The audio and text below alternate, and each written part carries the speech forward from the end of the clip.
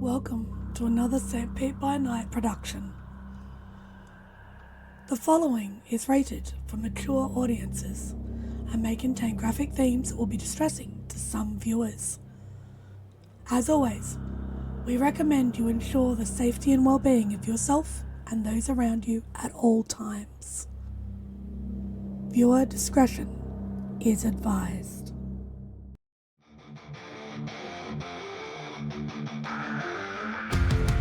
In the heart of night, we rise from shadows, howling at the moon, igniting our battles, cleansing Gaia of an endless fight, until our final days we will fight. Thanks, man, we stand united as one.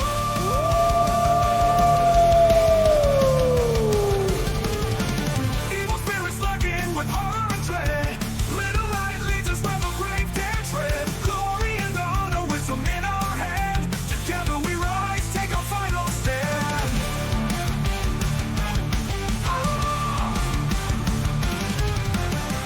Everywhere we run, the wind is at our back. All the warring forces we will track. From the depths of the ocean to the clouds in the sky, vampires tremble as we learn to fight. Rage across Tampa, in this fight we'll stay. Evil spirits lurking with horror and dread. Little light leads us where the grave dare tread. Glory and honor, wisdom in our hand. Together we rise, take our final stand.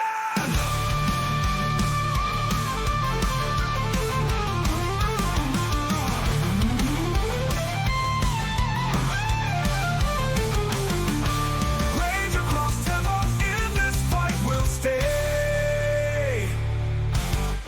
Everywhere with the pack, let the night be our guide. In battles of honor, we shall never hide. Rock and never hide.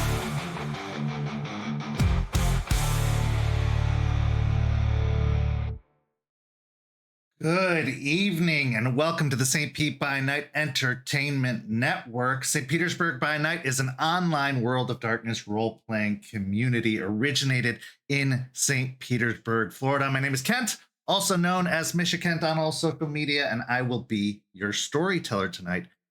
It's Tuesday night, and you know what that means. It's time for Rage Across Tampa, our Werewolf, the Apocalypse 5th edition chronicle set in the city of Tampa Bay, Florida. Going 2 years strong and counting, and we are so happy to be with you here as we are drawing nearer and nearer to the holiday season. You should go follow St. Pete by Night on all of that social media you see down below, and join our community by following the Discord link in the description, because you could join our community where we have games starting, on a pretty regular basis. And if you're interested in running a game, you have an opportunity to do that too, and potentially draw from a pool of 150 plus community members who may want to join your game. So join the St. Pete by Night community today. Now, let's go ahead and introduce our players. Players, go ahead and introduce yourselves if you please. Arriba, everybody. I'm Champ, Champagne, Dr. Finger, whatever you want to call me, and I will be playing Aspen Weiss by the Docks of the Silver Fangs. Hello, I am Nori. I will be playing Malicious Jester, the Galliard of the Black Furies. I don't know how I'm supposed to follow this up. Hi, I'm Preston. I play Jason Dreams in Decay Thorn, Theurge of the Bone Gnawer. I'm just waiting for the comments that could potentially come on this video from how unknowingly not problematic that is for those who don't know Champ. But anyway, let's get everyone caught up on what happened last week. First, we saw Jace enter into a dream state where he was encountered by the guide once more, the guide being this decayed, gnarled spirit of a werewolf that seems to visit Jace in dreams and at times in reality. And what was shown to Jace was a potential future that echoes moments from the past, where if vengeance is your purpose, your cause, your drive, you might not achieve the success you hope to achieve. And the effects to the world could be disastrous. Jace also got to learn a little bit more about the guide and the fact that they too were once a guru in the city of Tampa some time ago, and what their state was going into a very similar situation at the exact same location, Tiny Point.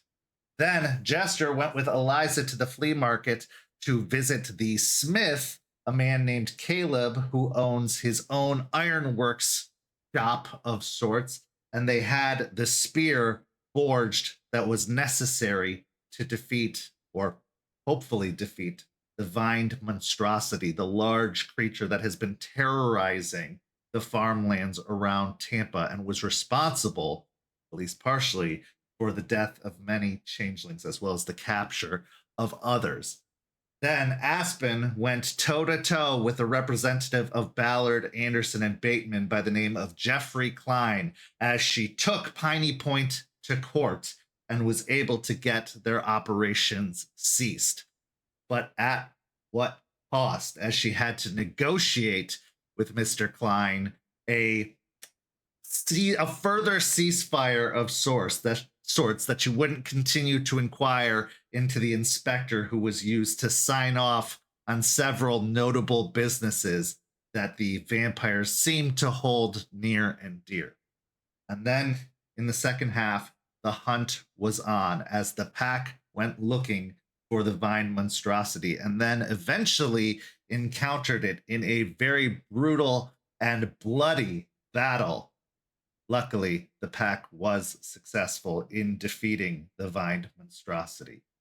So as our story begins tonight, we find ourselves assembling at the cairn the next day.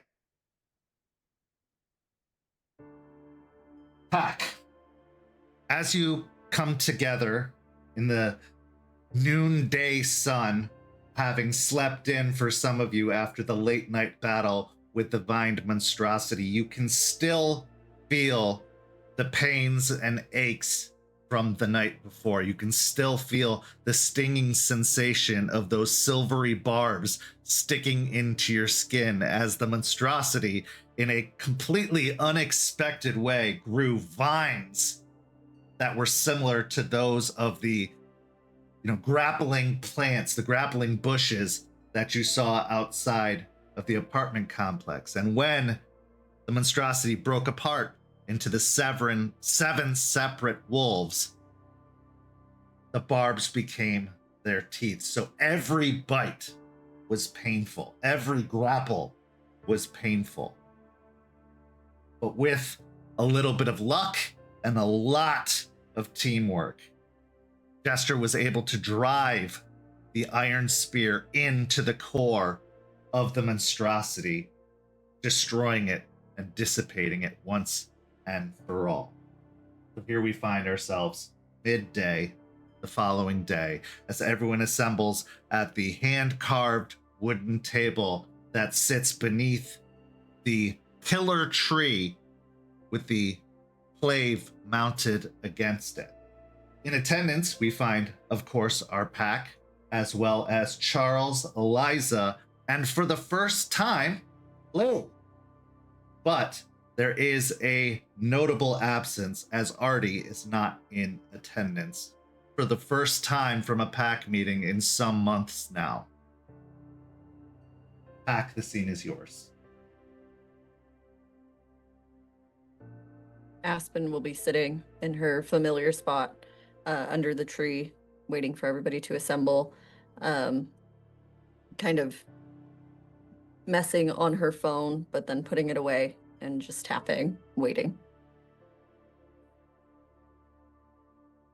Larry stands near the table, looking about at all of the symbols with this somewhat brain rattled look as if he's trying to remember everything that Aspen has been drilling into his head over this past several weeks and is reaching and grasping for the answer as to where the hell does he sit. I'll just wink at him and nod my head to the right chair. He gives a very grateful nod of his head and an exhale of breath as he finds the seat and awkwardly sits down upon it. You can see that Larry has been dressing a little bit more casually. For a while there, he was wearing mostly camping gear when he was staying at the cairn, but since returning home, he's gone back to his original style, and in fact, he is wearing his Howler's vest once more as he sits at the table.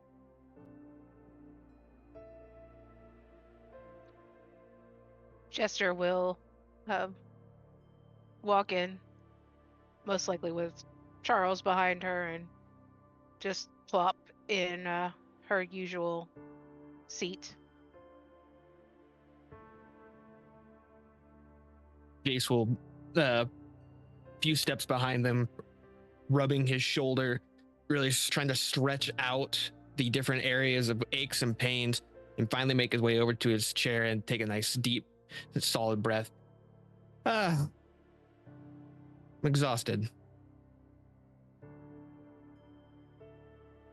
It was a big thing we did yesterday, but definitely worth it. First off, how's everybody doing?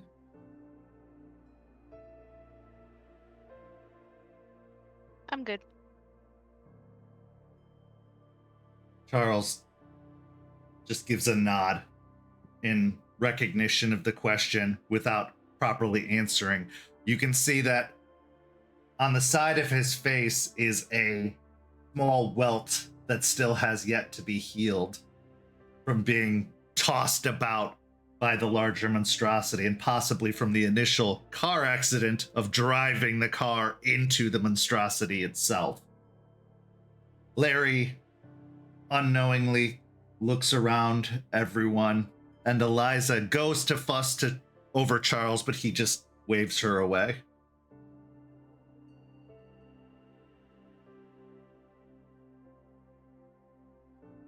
Does anyone want to tell me what happened last night?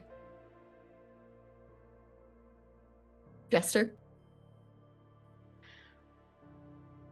Okay, so there was this wolf, right?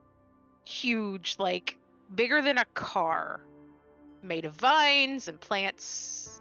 Has Aspen told you anything about the stuff going on with Piney Point? And she's given me a rundown for the most part, as far as I can understand. There's some sort of spreading plant infection that is spreading across the area and infecting people, and I got that part. The wolf is a detail we kind of glazed over very quickly, but I think I understand. Right. They're creating these things for nefarious purposes, whatever. But it was huge, and we finally had got a good weapon forged that we could kill it with, made of cold iron. So we went out, found it.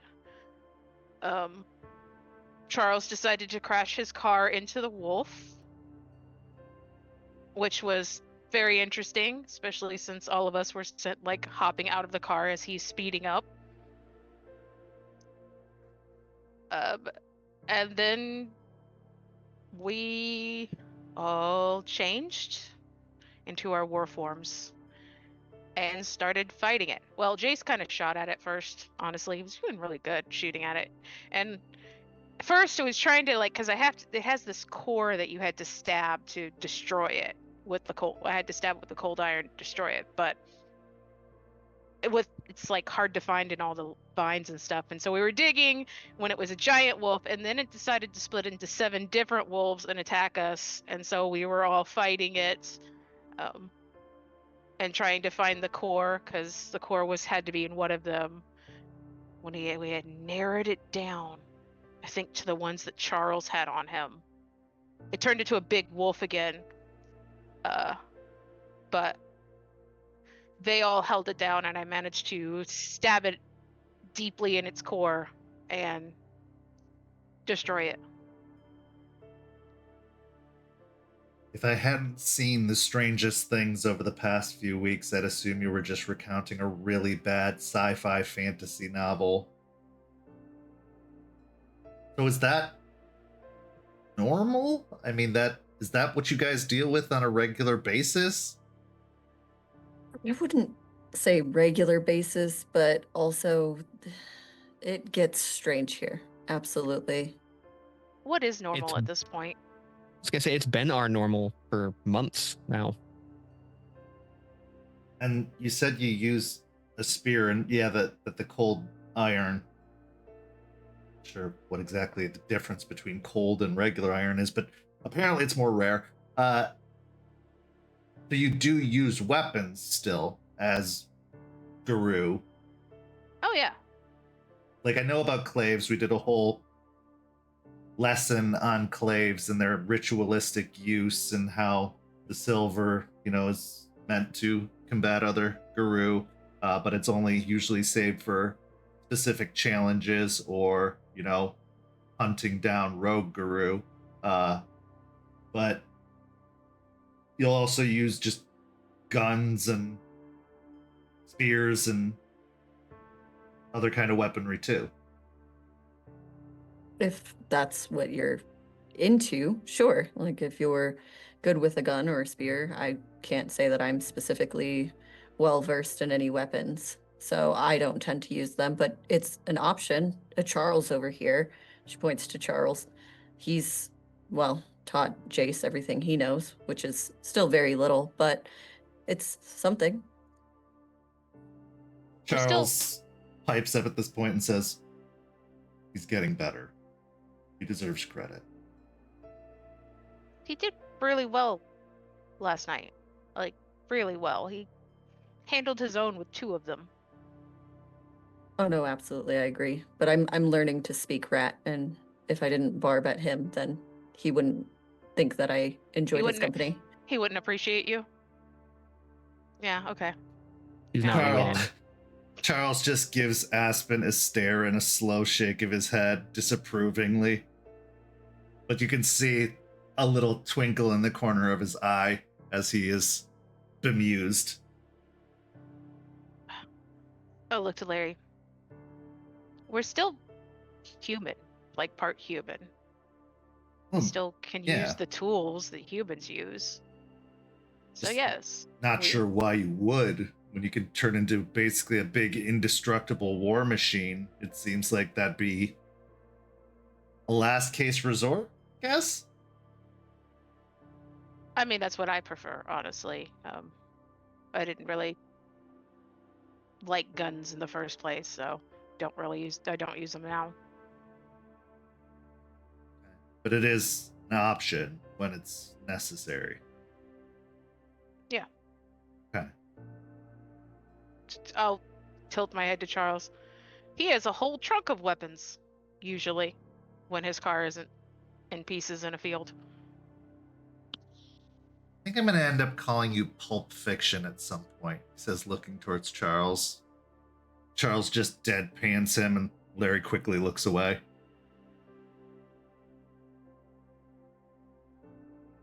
Okay. So, what kind of budget are you working with that you can just willy-nilly crash cars into big plant monsters, and how does that work? I'll just point to Charles. Our budget, when necessary, is adequate.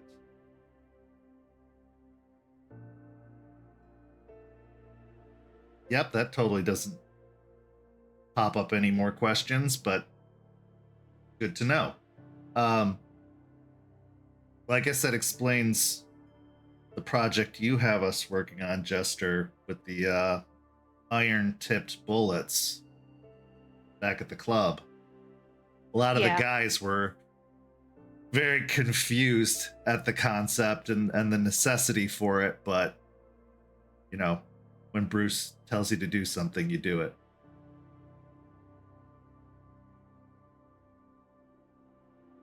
Anyway, Pretty much.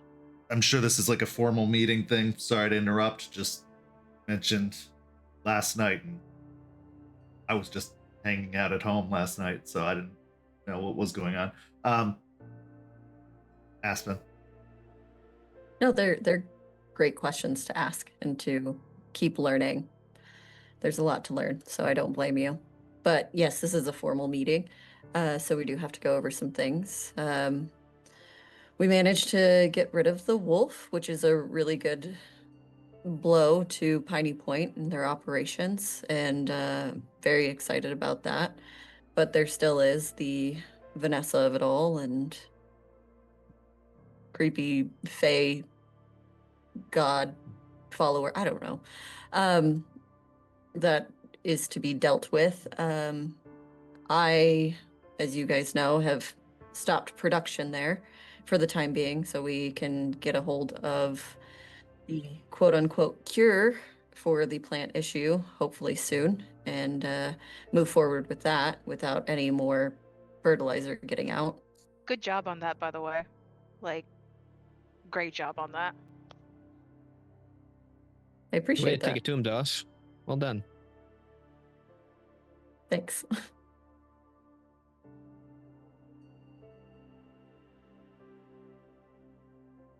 Charles, at this point, speaks up.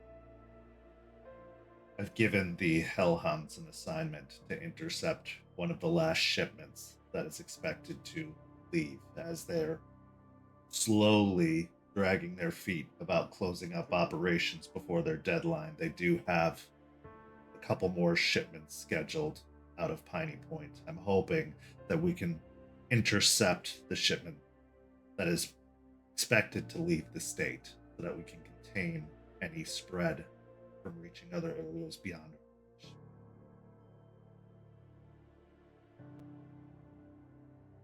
Good. That'll do great things. We don't need it spreading past where it's already gone and stopping anything from getting out while we're taking care of the rest of it is advantageous. We have reason to believe, based off of their success in taking care of the infected leech, that if you destroy the source, the others will wither away, dissipate. Found that many of the hives that were created by the infected leech were destroyed very quickly after the leech was destroyed.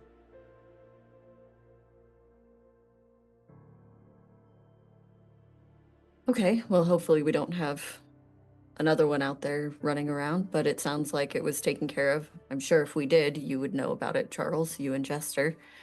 So I'm confident that that part of things is taken care of. Yes. But we do have to speak on everything we need to prepare to really put this Piney Point situation to rest. Well, I have some ideas about how to plan an assault. I have been looking at some satellite images of the location, trying to get as many fresh updates on the photography as possible to see what or how the facility has changed. But I believe our best plan of attack is a two-pronged attack. With the Hellhounds in tow, we enter into the greenhouse, which I believe is their staging ground for many of their operations. They have some windowless laboratories, it seems, based off of the ventilation to the back of the greenhouse, behind it. If there was any place that I would consider the most secure at the facility, it would be there. Okay, and if I can get the petition running quicker, which it seems to be going well so far, I can get a film crew in there to kind of do some digging, to ask some questions, and we can get a better idea of what's in there. I'm sure they'd cover up anything they don't want readily seen, but we can get an inside look of what's going on inside the facility. What's our timeline? Like, how long is this gonna be? We're gonna have this opening. 45 days. Okay. How is the film crew going to be protected against the plants that will probably be around the facility and in the greenhouse? Because, I mean, from what I understand of film crews, they don't film live. They'd be like taping stuff. So if they got infected, she could easily have them erase those tapes once they're under her control. That is a possibility. I'm hoping that and this is all just assumptions, that they are going to be under the guise of everything on the up and up. So having a film crew not come back with eyes on it would be, well, more eyes on it. And I think that's something they wouldn't want to happen. But I'm open to having ideas for security and for more protection while they go in. Perhaps some preparation for the film crew in advance of their arrival. Minimal exposed skin, letting them know about the potential biological hazards that could be within. This could cause them to wear face masks. There are plenty of those readily available. Keep them from inhaling any spores if they were to encounter any. Stressing the very dangerous nature of the assignment in advance. At least that is a safeguard.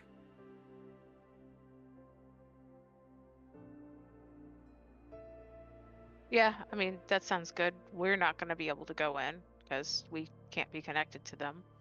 But I guess, yeah, stressing that they're going to a hazardous place, and most likely the people there will try to lie to them to make it seem like it's safe. We also have the option of maybe with your help, Jester, not exactly, with your tags, but with some social media, having that thrown out there that they're going to go in. So if they do go missing, it would look really suspicious on their side. Yeah, I could do that. As hesitant as I am to suggest it, might not also be a bad idea to have someone more knowledgeable escort the film crew in case they notice anything that could be potentially hazardous in advance. They can help them avoid it. Who are we thinking? We have a couple of options. Well, that's the question, isn't it? Jace could potentially go undercover. He has the look of someone who works in film crews. You could go as the lawyer that is actively investigating, although I very much suggest against it. Or we could send one of the pups. We also have the option of She Who Shines, if she'd be willing, or I wouldn't want to send Bruce, even though he has an idea of what's going on. I feel like that would be dangerous on his side. I think as far as people that I feel confident know what they're going into, another option is She Who Shines. Possibly. She doesn't know all of the plants, though, so we'd have to get her caught up on all the plants and what dangers they pose. There's also the possibility of Arthur, as he is technologically aware, getting him early access to the spirits that inhabit their technology, their cameras, their databases. If he can get early access, perhaps that can work to our advantage. Speaking of which, he looks around the table. He is currently resting with all the work he's had to do. He's getting some much needed sleep. Understood. But I could ask him, but I did want to leave it up to Jace because he would be my first option as far as that goes. I can go in, but having Artie, like, that was a good idea. I can connect with some of the spirits there, but he has a way with those particular ones. He can go in and I can keep an eye out. I can watch over the entire thing. I can connect to Artie and he can speak with me and keep an eye on things as he walks through. You've always been a fan of the buddy system.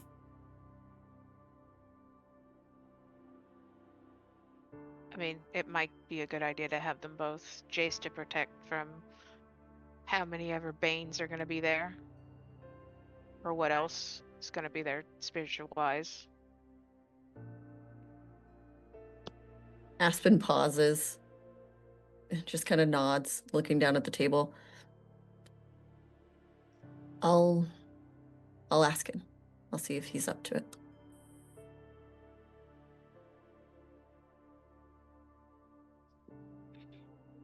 Look to Aspen for a moment.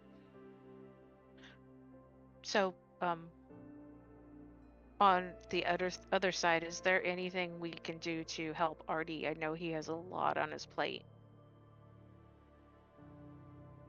He's been working on things when he can, and he's finally getting the rest that he needs. I just know that he needs the rest, so I don't want to put more on him if it's not necessary, just because he's been working on finding that cure for the plant situation and doing all the technology side that none of us can really do. But so I don't want to put another thing on his plate, but he's got it handled. Okay. At this point, Eliza looks towards Aspen. If you ever need me to check in on him, I can. Yeah, me too. I mean, I know he's been super busy, so I'm glad he's getting some rest. But, like, if either of you need help, just let me know. Absolutely. And I'll send the message to him. I know with him being so busy. I'm sure when he's rested and comfortable, he'll definitely reach out. Of course, Eliza says with a pacified smile.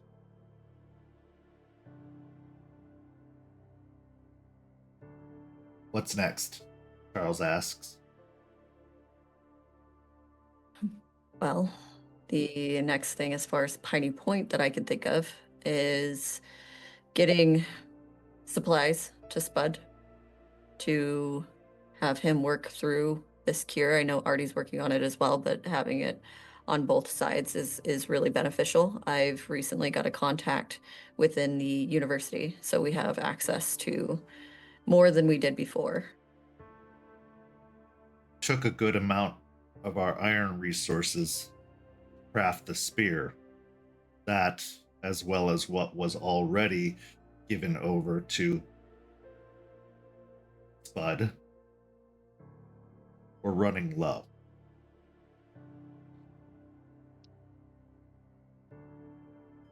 Yes, and I will be taking care of that soon. I have plans to interact with Bateman in the future, in the very, very coming future, and to have that treaty official and, well, I guess stamped, as you could say. But I just want to tie up a few loose ends before I do it.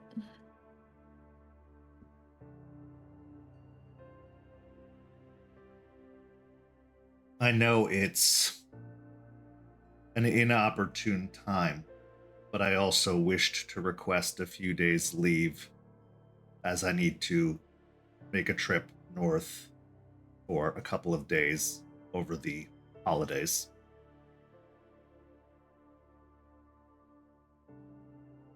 Of course, if you need to take a trip, we can hold down the fort here, or I'll capable, and we have the pups. If they can pick up the slack around the bond.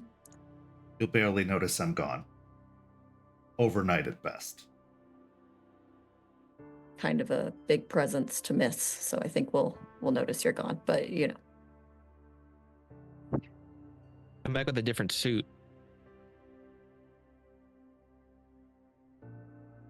If it's not broke, why fix it? We talked about it. It's hideous. That's why.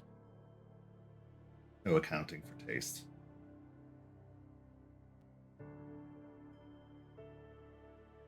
are you needing to be accompanied on the trip, just to be safe?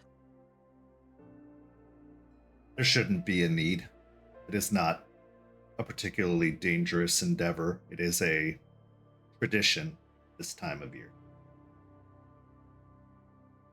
Okay, so personal matter. That's Yes. I won't pry.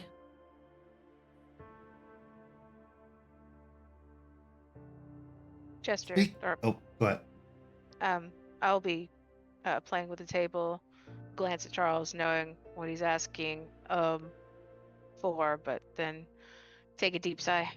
Speaking of trips, I got in contact with the Sept in West Virginia. They are, I've narrowed down where I think the White Bat Spirit is, which is a place close to them they call the Shrieking Cave. And they have invited me to come and speak with them to get permission to go to the cave. So I am going to need to make a trip to West Virginia with Xander. I also talked to them about what happened in the mines in Michigan. And they want to hear more about that. So I'm talked to Stakes and gotten her side of the story. I'm going to talk to Shawn soon and get his. Hopefully, maybe talk him into going with me as well. At least to give a first-hand account. Is this absolutely necessary? Yes. I don't think Xander can. I think Xander needs this to get better. And he'll become more and more of a liability, I think, the longer we let this sit. The last time we pursued anything having to do with Xander, we were gone for several days in the deep Umbra. Yes. I was. But now this is being planned. You know where I'm going to be. That's why I'm bringing it up now and not at the last minute where, one of our pack mates was kidnapped and it couldn't really sit and discuss in a committee.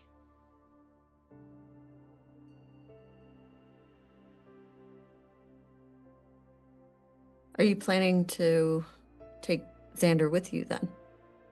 I think I have to. Makes sense.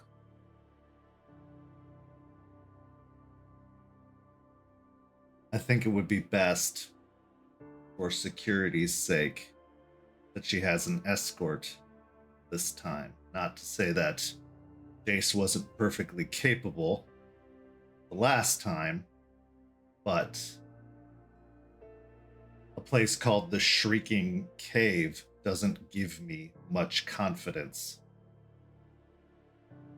Oh, but Charles, I'm sure they have Arun and people capable up in Virginia, don't they? Don't they, Jester? I mean, Mountain Claw seemed perfectly capable when we last met him. And, I'm pretty sure that the Sept is larger than that to have some capable Aruns to handle it. And, we would be... If you came with me, that would leave the Sept open at a critical moment since we just defeated their wolf and they might try to retaliate. And really, this has to do with spirits, so maybe Jace should be the one going with. Well, you do have Shawn, if you take Shawn with you for the account. But 2, when dealing with spirits, I think is actually a lot more necessary. Well, I'm sure the West Virginia Sept has a rune. If they were capable, the problem would have been solved already, don't you think? Charles, They you're have absolutely going to go with Jester. Not only for security purposes, but because you would drive me absolutely batshit. Get it? Being here with her Ch- gone. Charles stifles a roll of his eyes at the batshit comment, but nods. Glad we have an understanding. And like you said, there are plenty of Gru here who should be able to handle my absence. He gives Jester a long look. Jester will try to put a very annoyed look, like huff and crossing her arms when, like, secret or deep down, she's actually happy he's going because she hates to be apart from him as much as he hates it. So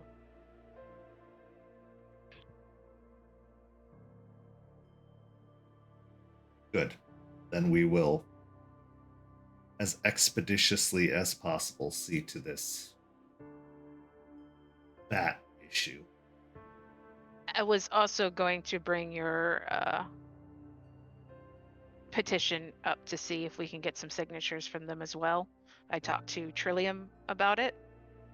So hopefully it goes well. Oh, that would be great. Absolutely.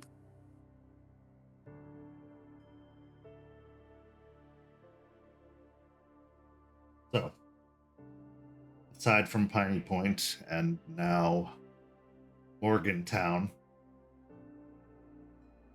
what else do we have?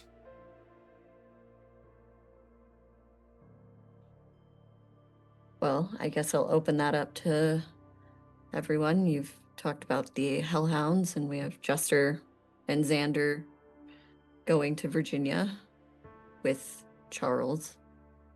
Jace, was there anything you wanted to bring to the table? Yeah, you brought up us maintaining the bond. I don't know if it's been brought up or if Eliza kind of caught you guys up to speed with the ongoing issue on the edge of the bond. He'll look towards Eliza to see if she's brokered the conversation at all with them. We have some encroaching Banes coming into the area. They're being drawn here for one reason or another, possibly even sent here, as Jester had alluded to. The one we encountered most recently was a Bane of Addiction, seems, and due to at least one of the residents of the Cairn, I believe it's calling to them. And I know that efforts are being made to stave off these issues and to deal with them, but that does not keep a Bane from being more persistent. If anything, it encourages them to do so. When they are not satiated, that is when they are most dangerous. Now, I believe I have a plan that could deal with this. If we were to bring someone that the Bane is interested in to the location, I think Jace and I could perform a rite that should banish the Bane back to the spirit wilds, at least for a while, and cleanse the area of their presence.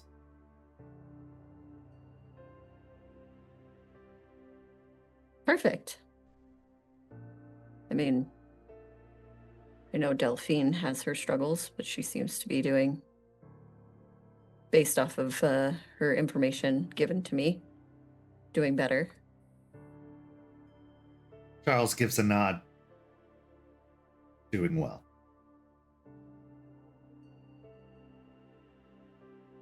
The different things we've been doing around the area are band-aids at best, though. To actually take care of the issues, we need to eradicate the Bane, at least push it away. And like Elijah said, we can't do that without someone with the affliction.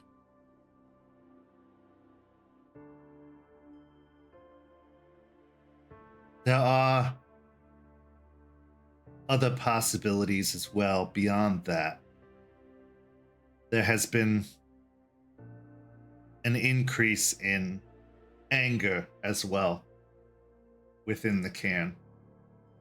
Now, this is not unexpected considering the circumstances that we've been under, but many of our cairn's residents have experienced a great deal of loss recently. I believe this could be attributing to the collection of banes as well, as banes of grief and anger, fear and rage are being drawn here also. I think a large enough rite with enough participants being afflicted by these issues could see to the bond for a while, reinforce the spirits that are protecting it, as they have been having to dedicate a great deal of their efforts to fending off these encroaching banes from entering into the cairn itself.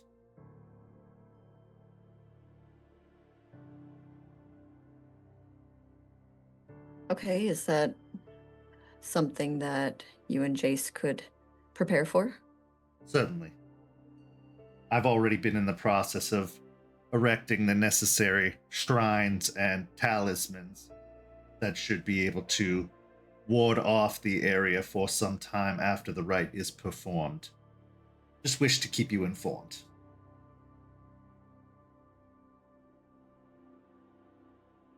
Is that something that we could postpone until after Piney Point, or do you think that the Bane situation would become a problem during that time? It's possible. However, what I fear is with the destruction of Piney Point, whatever spiritual resources they have been using could be set free, released, and we may find ourselves quickly overwhelmed by their presence. That's not for sure, merely an estimate, as we haven't really been able to get a good idea of what is existing around Piney Point, but I can tell you from previous experience, it was bad before, and that was a completely different beast than we're dealing with now.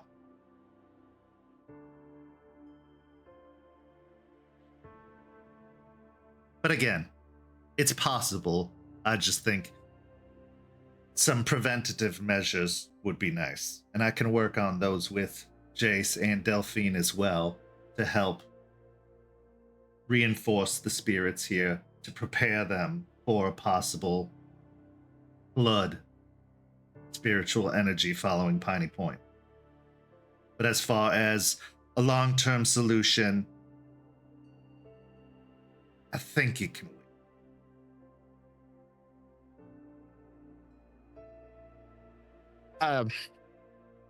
Nothing against Liza. I don't think it can. The current issues that are outstanding right now, yeah, we might face a flood, but we might be already in the midst of that already. And if that does break wind and that comes through, those additional things along the side might not be helpful. We might be trying to sandbag when the flood's already here. Eliza gets a smile on her face and lets off a soft chuckle. Now, I was just trying to be polite, keep our Sept leader from having an aneurysm as if she doesn't have enough on her plate, but Jace is very much accurate in his assessment. There are band-aids that we could put on, as he so put it, but I can't predict what's coming. And if we aren't ready for it, if we don't have the right protections in place, even one missing spot, one gap, this place could change dramatically if it is not tended to.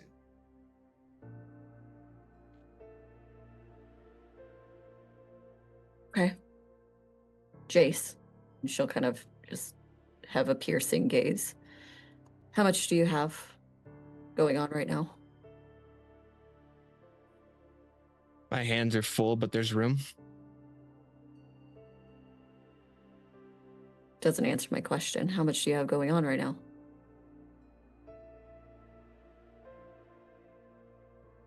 Well, with the bunker no longer needing to be tended to, I have an opening.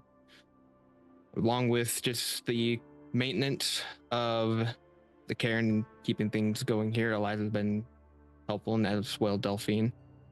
And then just making bridges with the ratkin. Like I said, I can take on more. Okay, then take lead on this right with Eliza. And I'd like to speak about some other things I need your help with later. Okay. Speaking of the ratkin, they said something the other night, Jace, that if you could follow up on, that would be great. They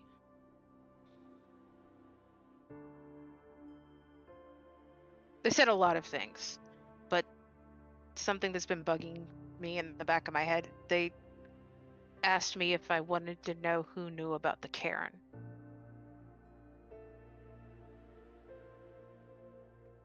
They're going to want something for the information, and it might be nothing, but might be good to follow up on.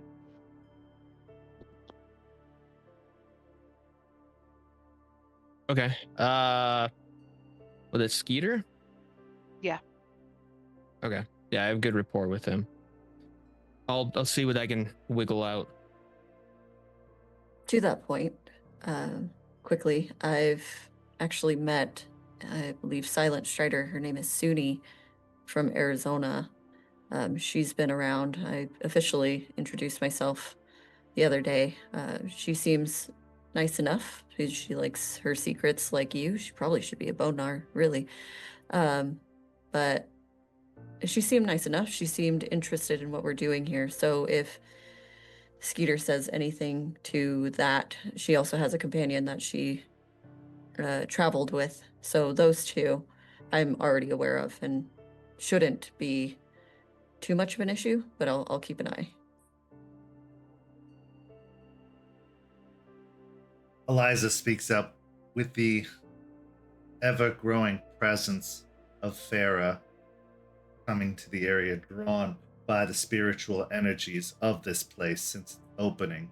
It could be that they're referring to that primarily, but this place is a spiritual beacon. It is unlike most cans that can go without notice. This place will be noticed more and more.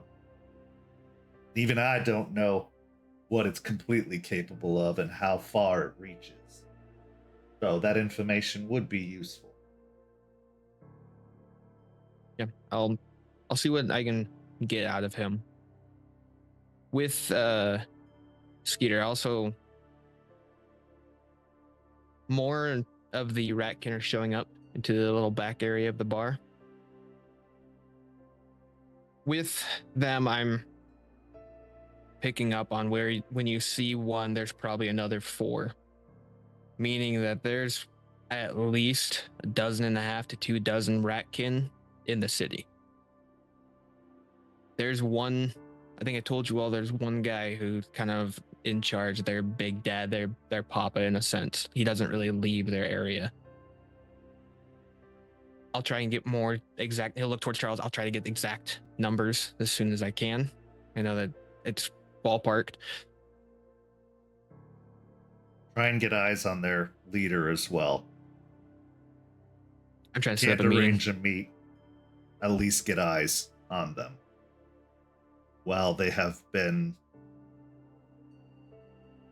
not problematic so far, if they are growing a power base here, they need just one moment of weakness to shift the control of this area.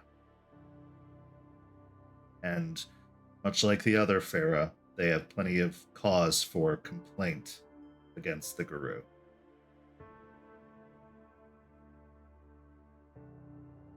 Also keep me up to date, please. Yeah, of course.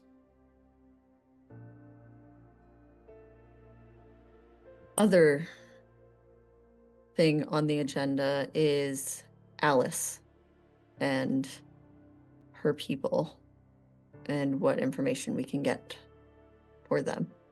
Because I think they will be more than just wanting to get their people back because it's terrible what's happened. I think there's also the added benefit that they would be really beneficial in this Piney Point situation. I've been keeping eyes on human news outlets since we know of their entanglement with these absences. It seems that their forces are being stalled more and more and getting wrapped more and more in litigation, and the government is finally taking a stand against some of the goings-on that have been happening as of late. This could work to our benefit, as it will make them have to be more discreet or cease operations altogether. It's just a manner of tracking down where they were taken.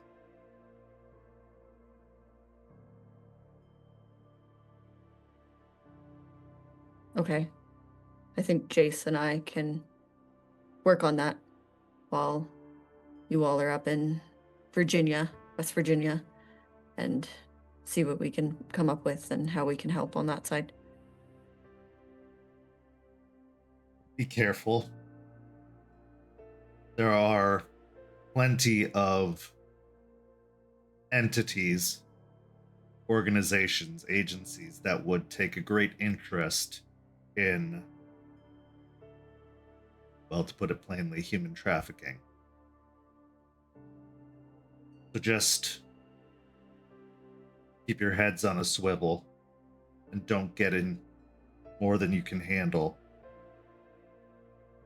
Information is better than nothing.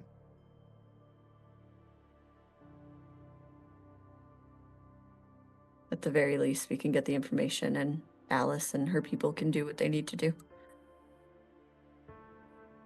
Agreed.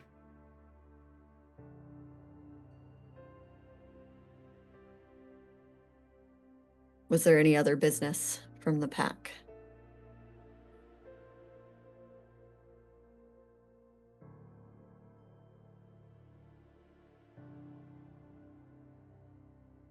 The Hellhounds are going to be likely tending to a matter, a personal matter, that the pack is dealing with internally. I have eyes on the situation, but I am letting them handle it themselves, as I believe that they are earning more and more independence with their successes and actions. I'll keep you up to date, as is relevant. I appreciate that. Or letting Jace know to keep an eye on it while your absence is handled. Indeed. I'll let you know. Perfect. I did have a get together. Forge is wanting in the circle a little bit more. He's wanting to know our goings on about different things. I kept him in the dark, but he's wanting to tag along on different things. I told him he needs to prove himself before I would even take him on. Is that something that we want to do, or should I just stonewall him and keep him out? In what ways is he wanting to be in this? He's part of the Sept, and I'm confused. He was inquiring about different things that were going on that we're having to deal with. Instead of adding more to his conscience, I didn't tell him about everything that we are currently doing. He wants to know about everything that's going on. He was saying that he's the last to know about it. He's also wanting to come along different little expeditions, little things. When I do my treks around the city, he wants to tag along and be part of that.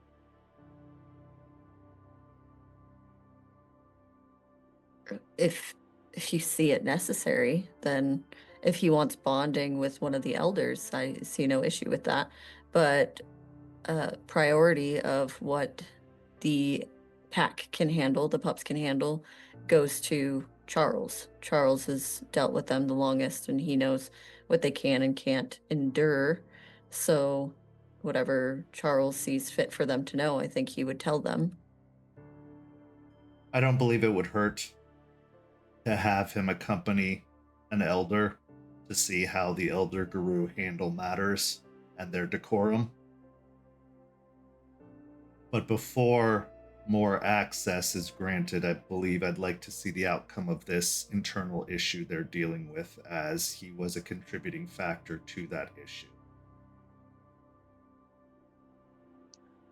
Also, just to keep in mind, the bonding is good, but he has recently lost someone, and another person was hurt, and he's got a lot of anger surrounding that. So the person he lost was connected to Piney Point, so this could also be him trying to get more information about that.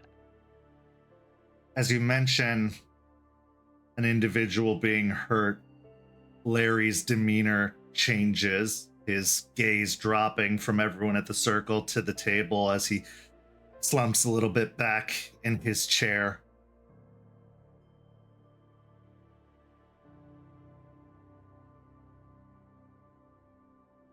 So I think bonding is good, but in that regard, having people seeing elders. But I think as far as information, we leave that to Charles to have information given. Any sort of interactions you have with him is to have maybe more of a Bone Gnawer bonding. Eliza speaks up.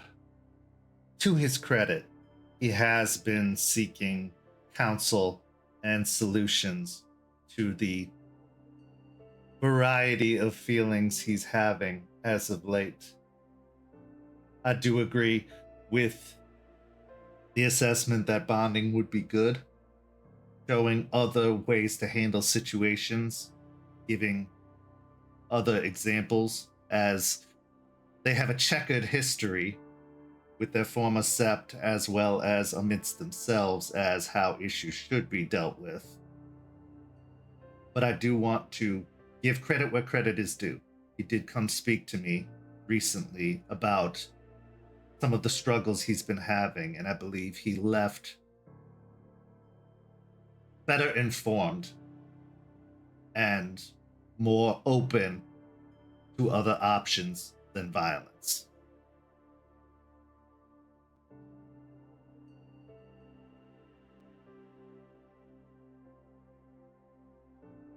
If anything, I can reach out, keep an eye on him, make sure that things aren't creeping in.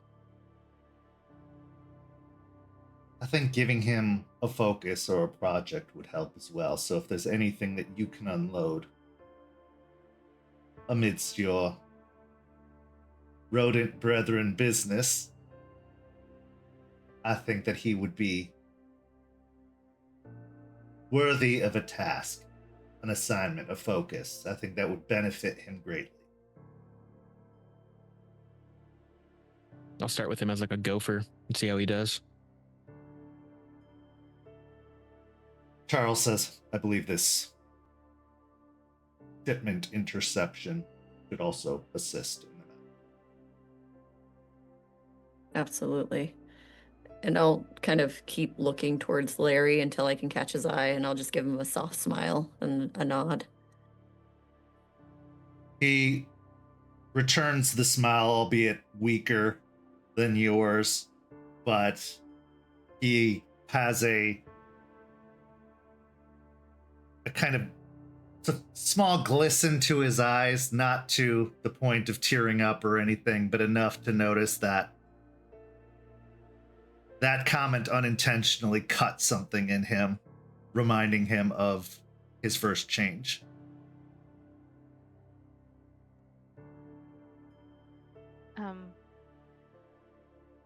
If you're going to be seeing Bateman soon, do you believe you'll be coming back with Mia? That is one of my biggest priorities, other than the iron. That's something I want to make happen. Something I'm going to make happen.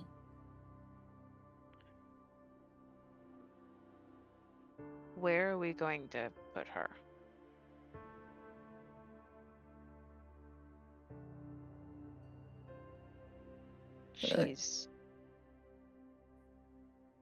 She's been with Bateman for 2 years, and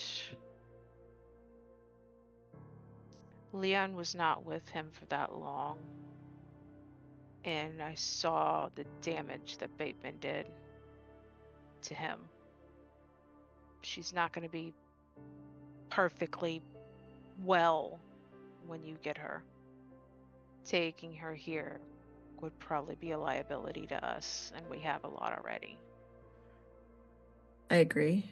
I will say that when I saw her last, she wasn't in the same state, wasn't how Leon was when we saw him. So it is a little bit different. I'm hopeful that there won't be the added feelings to that. But I do understand that just being in his presence and being around him is going to be difficult for her to come out of.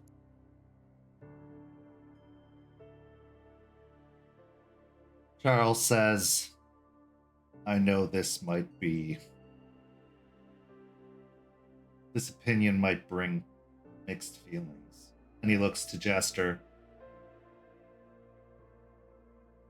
If you take away one of his access to vulnerabilities, he may shift his focus to another.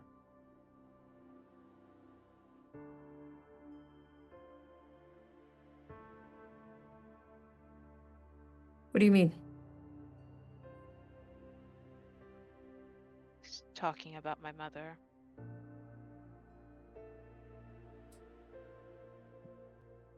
Bateman has had this fascination ever since their first encounter and has clearly made efforts to find weaknesses and vulnerabilities. Mia was one. Jester's mother is another. He's had Mia close and has been openly taunting with her. Whereas it seems, as far as I understand, her mother has been more of a backup plan from the looks of it. I worry, or I'm concerned that if you take away Mia, he will shift his focus. Something to consider. I believe the best option is to get them both free, of course.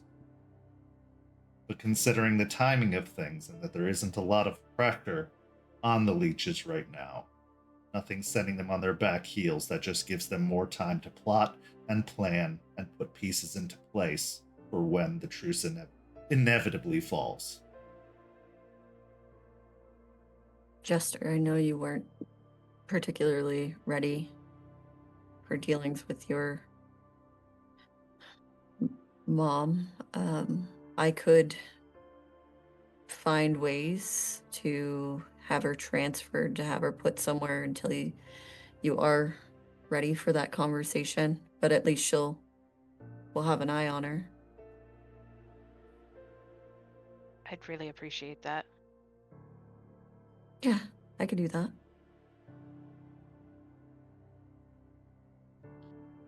As far as where to place Mia once she is freed, Eliza says, I have a couple of suggestions or possibilities. One, of course, there's Chloe. Chloe has been educated quite a great deal. That seems like an obvious no to you. Not until I'd like to know what Mia's mental state is before bringing her Chloe to her or her to Chloe. Understood. The other possibility is Alice. We are able to complete this task for her, get her back on a less vindictive streak. As much as there is potential for future problems in doing so, there's also the possibility that maybe it'll do some good. If Alice makes her aware of what was done to her, it could give her cause to release certain bits of information as to the goings on of the leeches. I mean, she has been in their inner circle for several years now. Perhaps she can at least supply some information to Alice. What about Bruce? What about the bikers? I mean, in my opinion, Bruce has a good idea of that situation, and the rest of the bikers, without knowing, seem to follow Bruce pretty well. What if they all kind of kept an eye on her? And they're pretty big, pretty burly people. I think if anything goes haywire, they could at least take good care of her until we are able to check in. It's possible. Could do that. I had thought of Alice until Alice had been the biggest idea I had, because Alice had claimed that she might be able to help the mental fuckery that reverse the mental fuckery that could have been done on her. But after the attack on their church, I wasn't sure how well or capable they are of taking someone in. I would say, based off of their dedication to getting their people back, anybody they take in will be treated as family and will be seen to. Now, that's not to say they'll agree to this at all, because they may consider it a potential liability, but I think it's worth the conversation at the very least. From what I've been told of Alice and the ministries, they have always been dedicated to making the world a better place for the people affected by it. And there's no one more affected at this moment than Mia, at least by the leeches specifically.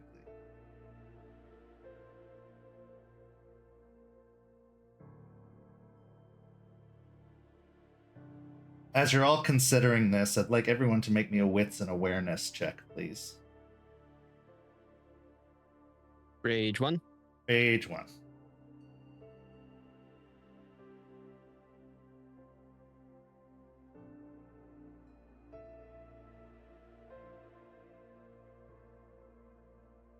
Off in the distance, beyond the trees, you hear a whistle, like one of those sharp, loud whistles that someone makes by putting two fingers to their lips. And it's not alarming in its intent. In fact, make a wits and insight if you want to try and learn more about what is behind that whistle.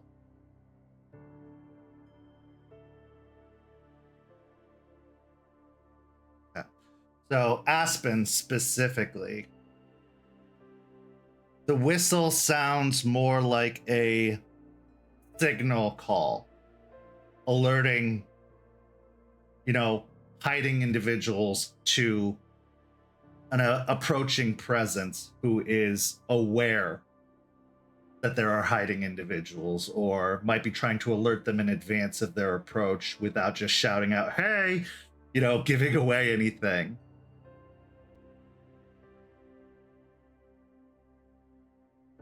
So it's off in the trees. Yeah. Okay. I'm going to stand up and cautiously kind of move and see what I can find. Yeah. As you look into the trees at the edge of the cairn, a figure comes into view, stepping around some trees. She's wearing hiking boots and short plaid shorts, a button-up shirt that is tied off over a crop top. Her turquoise jewelry jingles slightly off of her wrists as she looks around at the trees up above, a wide smile on her face, a glint in her eye as she takes in the surroundings. Nice place you have here. We enjoy it, yes. Sorry, I didn't want to intrude the whistle, but since there's no real gathering places for us around here, I thought the best thing to do would be to seek out the nearest one. No, please, come. You can meet the rest of the pack. So as Suni enters into their surroundings, you see a tan-skinned, dark-haired woman. Her hair is wild and free, falling to her shoulders, held back by a handkerchief that is tied around her head. Hello, everyone. I hope I didn't interrupt anything. This is Suni that I was telling you about that I've met recently.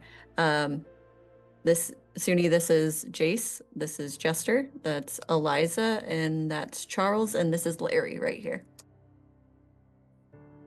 Hey, everybody. Nice to meet you. I'm just in town for a short bit, but Aspen was nice enough to introduce herself and welcome me to the city, so I thought, why not introduce myself to everyone else as well, so nobody had any reasons to worry. Is your companion with you today? No, he's still feeling very antisocial. But he'll come around, I'm sure. It's a pleasure to meet you. Pleasure is mine. As Aspen said, I'm Suni and I come from Arizona. I'm Melissa's Jester. Jester to everybody, pretty much now. Usually from Colorado, now here. I love that name, Jester. Thanks. Did you pick it yourself, or was it granted to you? It was granted to me by my old galliard in Colorado. It seems suiting. Sorry, Jace, go ahead. You're good. Jace will stand up and reach his hand out. Dreams in Decay.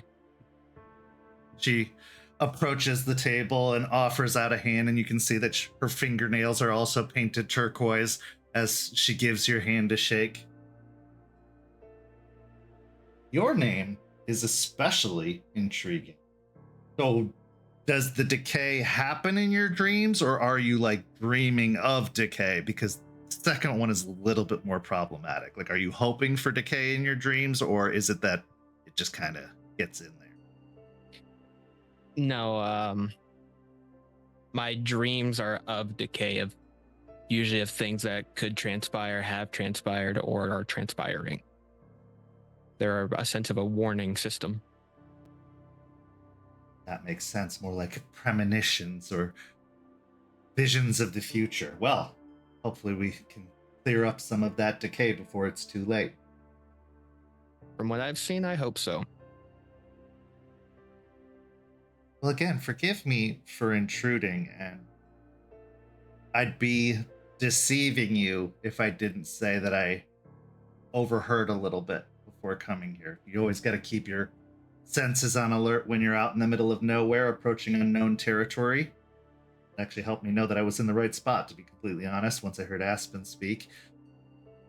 But, is there anything I can do to help?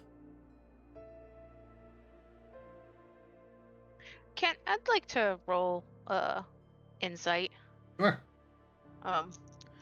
Very few Garu connected to people we have intentionally either been brought by people we know or people we've brought down have actually shown up here.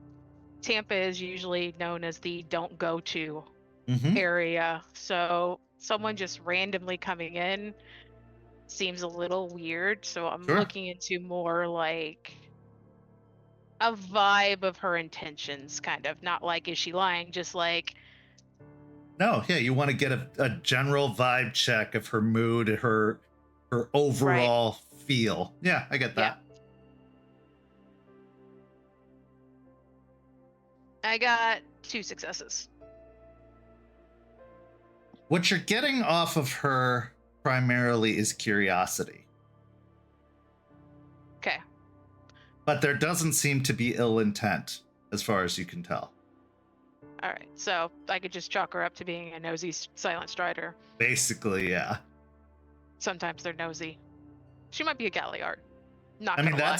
that's also their job too, is to take information and bring it to various places all over the world. So if anyone was going to start potentially poking at the new nation, Florida, the Silent Striders would probably be the first Right. to make an It's just- appearance. yeah, and that makes sense. It's just after hearing about hearing from Stakes, her tale, and mentioning of Rick infiltrating and what happened in Michigan, I'm a little on edge on things. So 100%. That is absolutely reasonable. But yeah, all you're getting is curiosity and fascination. cool. As I said, is there anything I can do to help? It sounds like you all have your hands full. Well, how much did you hear, Sudi? Well, I did come in at the mention of someone named Mia.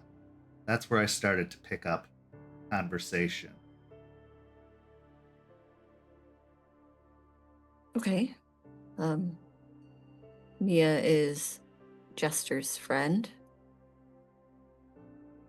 Another guru? No, before everything, she didn't know anything about us or vampires. She's mortal. She's a human. But she got taken by a vampire in the city as leverage against us. Oof. I think he's also been looking to Aspen, using her as food, and I think he's mentally screwed her head up.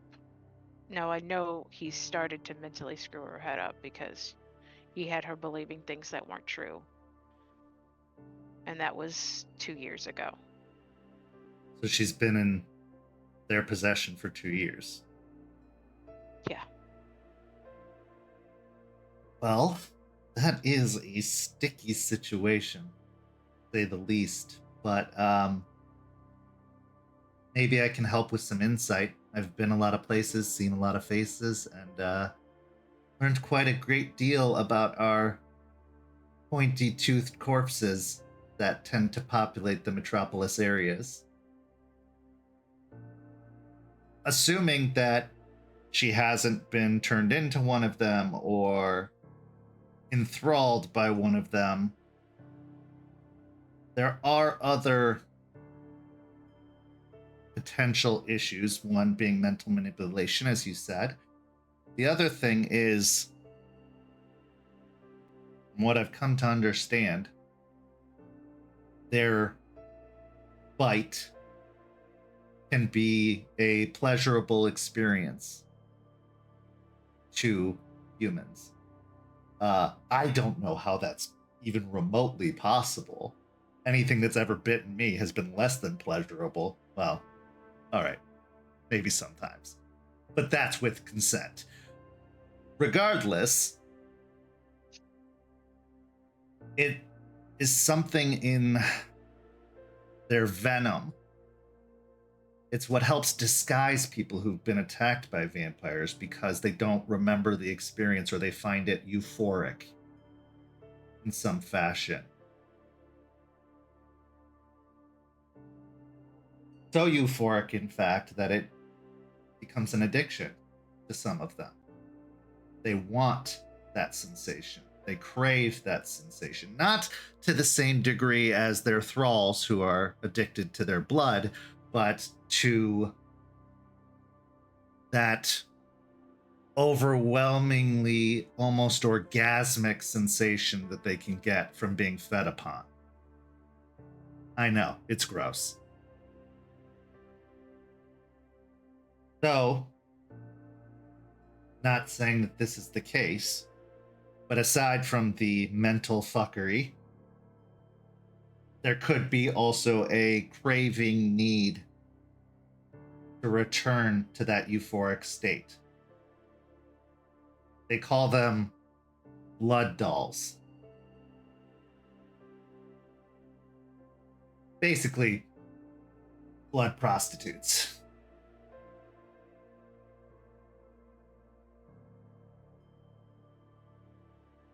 Now, I'm not saying that's the case with your friend, but if it is, it's going to be a habit that's hard to break. Not impossible by any means, but something to be on the lookout for. Thanks for letting us know.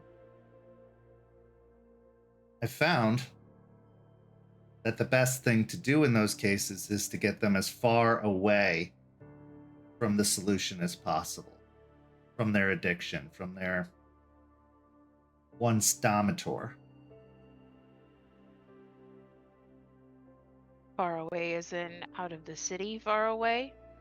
Usually, Or remote locations are good. You know, places like different countries, or at least away from major cities. Leeches don't tend to congregate in country towns or cabins in the middle of the woods. Most of them prefer the metropolis, where people are in vast amounts. Eventually, the memory of that euphoria fades.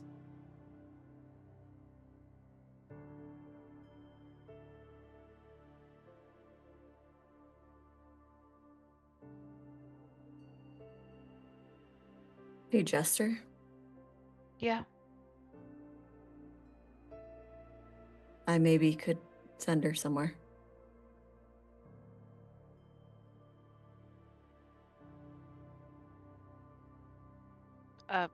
Be interested in hearing more. I have she's kind of like a second mom to me. She's always really open to helping, and she's far enough away to where she could maybe help her, get her some help. She's always been the helpful type, and it's probably a good time I talk to her and have a conversation. I think she'd be the most willing to help, honestly. Yeah, I really appreciate that. If you're willing to. I mean, it might put her in danger. There's that possibility.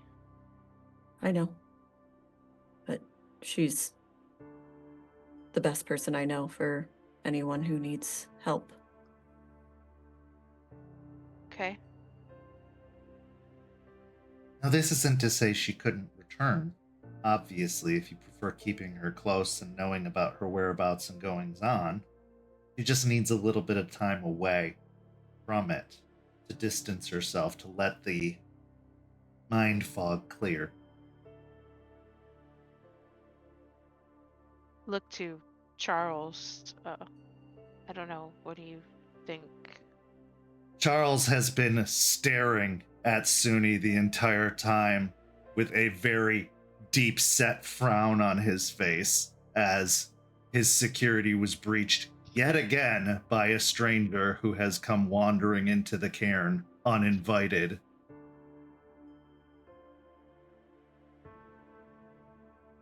Makes sense. Send her away is for the best. Because, as I said, Bateman is going to be using all of the pieces possible to make sure that when that truce falls, he's ready and is already set up for a checkmate. Okay. Then I looked to Aspen. Yeah, I really appreciate it. Thanks. Yeah, I'll make sure that everything's set up before I even see Bateman, and that way we know that everything is good for her. I want her to be okay. Yeah.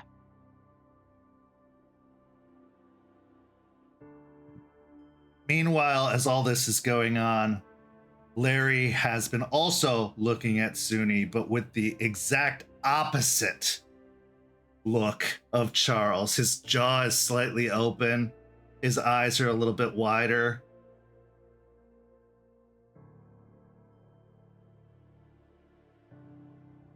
Suni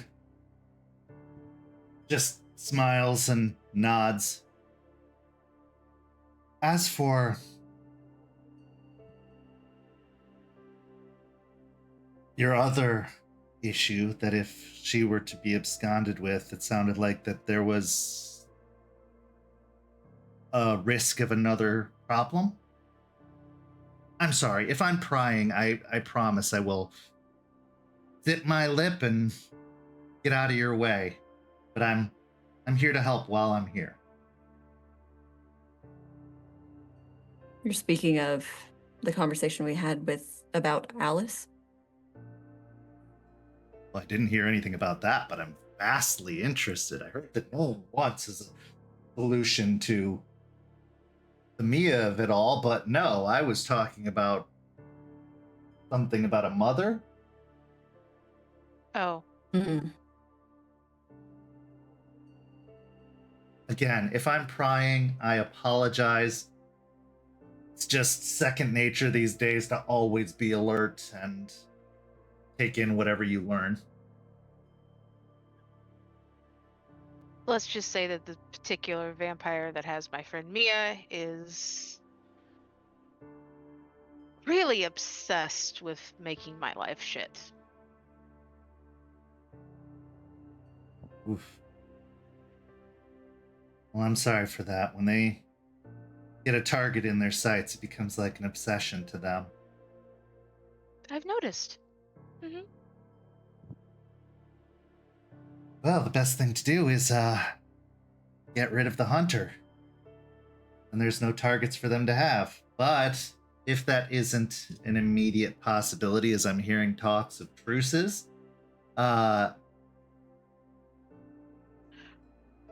distractions also help. This particular one is a little hard to get to. Nobody, Jester, is too hard to get to. Just gotta know the right way to get to them. Then we haven't found that right way yet.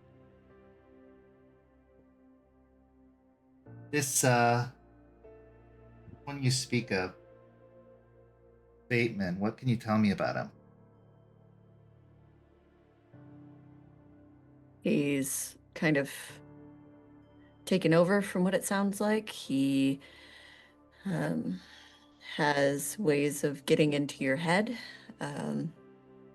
He likes to play with the ones people care about, but that seems to be kind of That's par for the overarching. course. That's, yeah, all leeches love that, but He's a lawyer.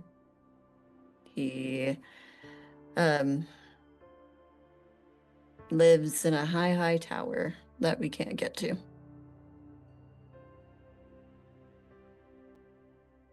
okay. That is extremely valuable information. And using that information, you may have already stumbled upon one of those access points. What is it about Mia that makes her more special than anyone else? I mean, if they wanted to take people into their possession, they have plenty of possibilities, but they wouldn't keep them close unless they had something about them that made them valuable. If what you're describing is what I think, individuals such as the one you're speaking of have a very specific. Yes, it's true, leeches need blood, just like the parasites that they are, but there are certain kinds of leeches that are connoisseurs. They need very specific dietary needs. Their body won't take anything else. Kind of makes them a little haughty and, overly egotistical. Now, all leeches thirst for power, but these specific leeches, it's all that matters to them. Status, esteem, position. And with that, their specific dietary needs make it a lot harder for them to hunt, because they need to hunt those of a specific type or quality. Now, if this bateman is one of them, your friend possesses that quality. Having a constant source by your side keeps you from starving, as long as you tend to it and take care of it. Therefore, they don't need to go out and hunt. They don't need to go out and feed. They have it on tap, as it. Their type love to do that. They don't care as much about the thrill of the hunt. They care about their lust for power. And it sounds like this bateman has both. If you find out whatever that thing is that your friend possesses, that thing that makes her so valuable to him, you'll get insight into what he's after for sustenance. And perhaps you can find a way to exploit it. Does any of that make sense? Am I being too vague? No. I mean, does it is it like a physical thing in her blood? Could be. Or it could be something as simple as the color of her hair, or where she was born, or a hobby. It's so minute of a detail, so specific of a detail, that it limits them from being able to just go out and grab any person off the street. In fact, a lot of them have to order that kind of sustenance from organizations that have built up just to profit off of this need of theirs. So if we Talking take a...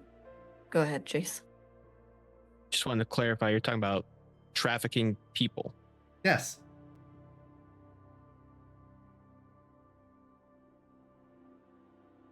The blood, more specifically, but the people have the blood, and to keep it fresh,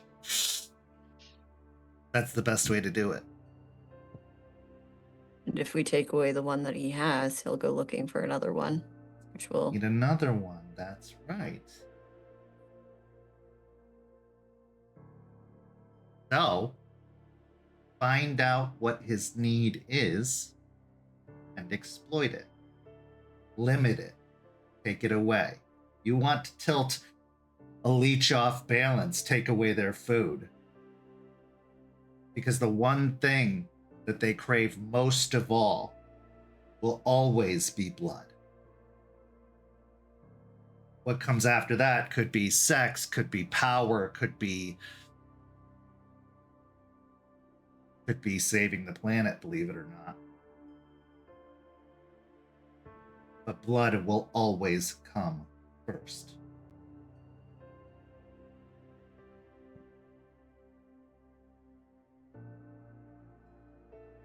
Find out what blood they need. Take it from them. Not just all blood.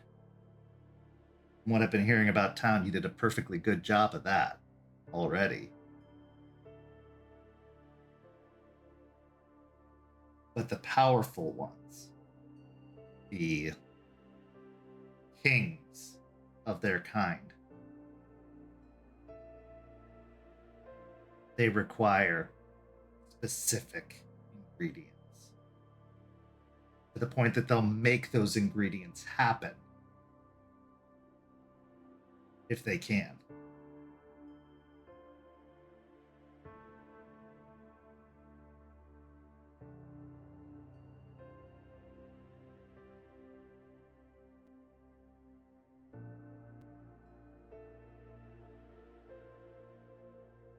Aspen's eyes will be darting back and forth, and then she'll just make eye contact with Jace. He'll look back to her with a small smirk, and he'll go back into his thoughts. I will say, if you do disrupt their food, be prepared for the repercussions of that. But, sorry, Jester, what did you have to say? Oh. I was gonna say, like, I am just staring at the table while she's talking, like, just mentally going over everything I know about Mia, trying to figure out or think of what it could be. I mean, I knew her, she was optimistic, still law student. She,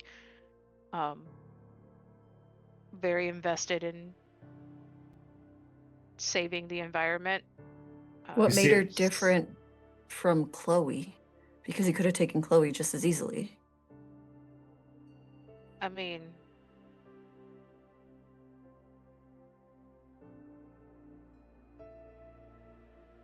Chloe didn't study law.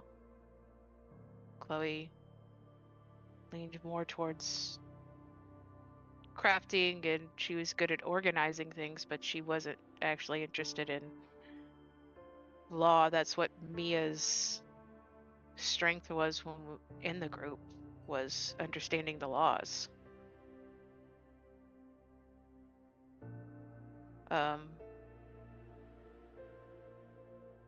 It's stupid and may not be anything, like, you know, her favorite performer was Beyonce. She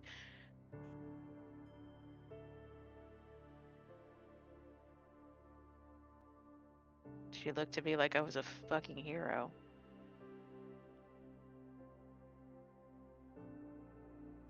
Well, it may not be as stupid as you think.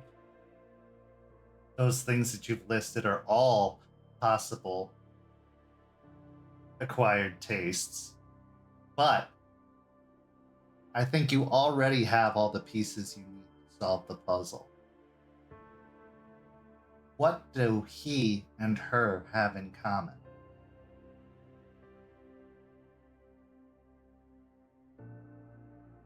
And what better way to ensure you'll never go hungry than to surround yourself with potential subjects?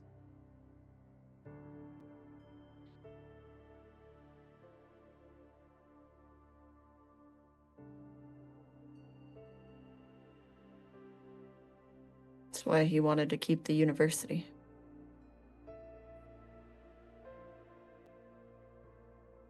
A sick fuck.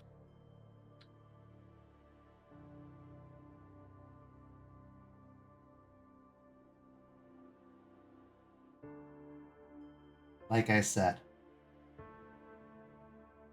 there's no one you can't get to. You know the way.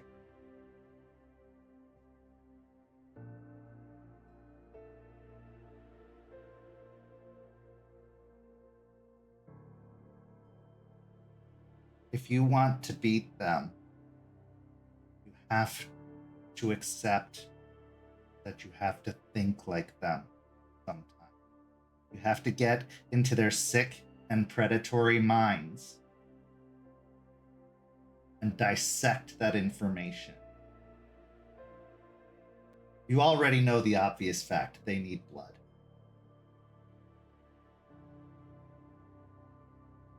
Blood is possible to be acquired in a variety of ways. I hear they're even manufacturing blood now. There's some scientific nonsense. Or at least a blood substitute of sorts. But how do they get it? All of them have a way. Some, it's as simple as attacking someone on the street. First person you see, drag him into an alleyway, hit him over the head, and go to town. But for others, very delicate, personal process. They are predators. And like wolves, they hunt. How they hunt? What do they hunt? The why you have. It's those other questions you need. And no leech will make more mistakes than when they're truly desperate. You saw it for yourselves, I think.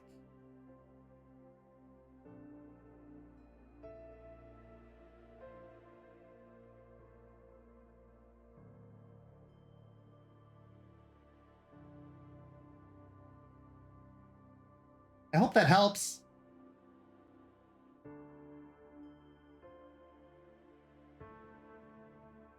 You seem fairly knowledgeable on the whole leech of it all. These kind of people. How do you give them something they can't refuse?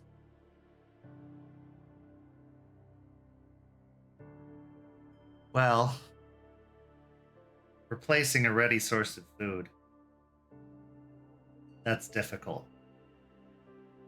They have everything they need beside them at all times, within their protection, within their reach, and you're asking them to give it up. If you're going to take away their first priority, you have to appeal to their second. What does he want nearly as much as he needs blood?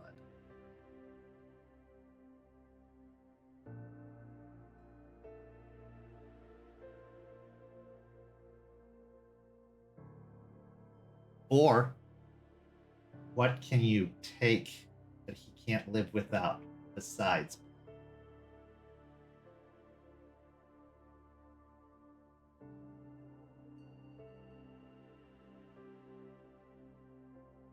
Power. I was thinking power too. And how he holds that power. His position that he has. Take that. Remove that pillar that he stands on. Now, if you're not looking to potentially cause conflict or have a lot more work than you already have on your plate, you do have a potential last resort you could play. See, Miss Weiss, ever since we met, I have come to learn more about you. What we do. I know that you're a lawyer, some esteem, Your own firm, in fact, with your name on the building. And at your age, unless you look a lot younger than you actually are, is quite an accomplishment.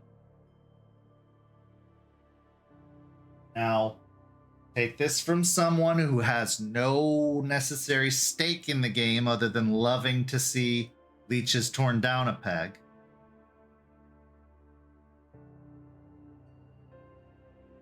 You've been a thorn in his side, legally speaking. What if you offered to remove the thorn? And now I know. Could be your life's work. But there's nothing that can't be broken, that can't be rebuilt as well when the time is right.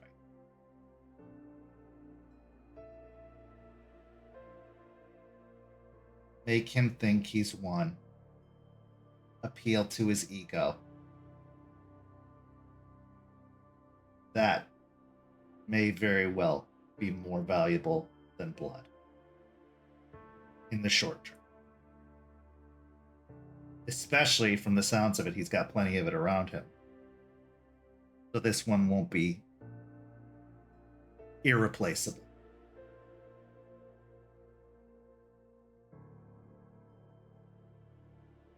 Aspen will look over at Jester and back at Sudi.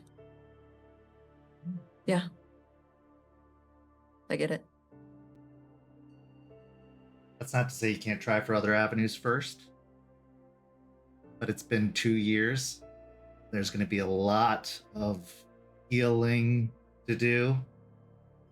Question is, how much more healing are you willing to require? Is time of the essence? Or can you afford to stall longer?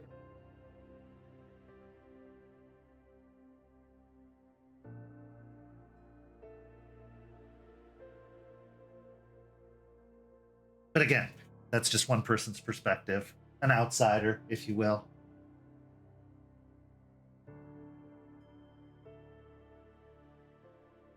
Also, I love this table.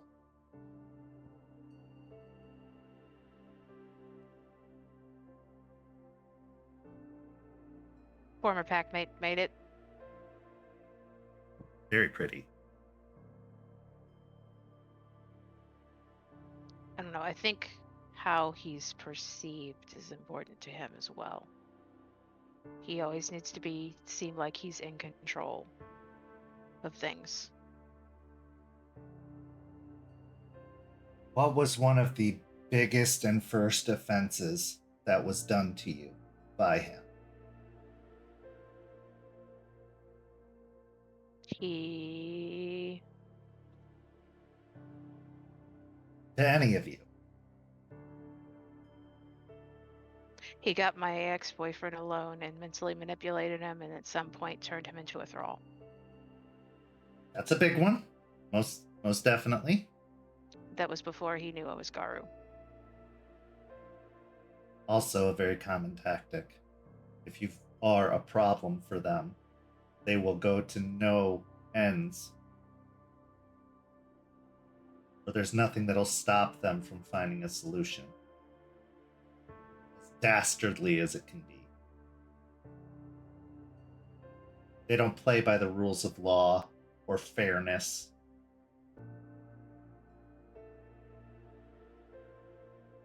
No. What about you, Aspen? What's something he's done to you?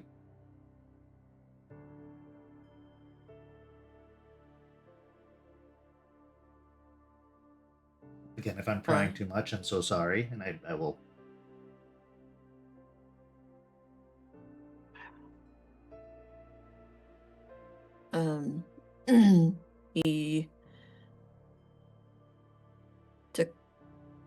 He took my friends permanently.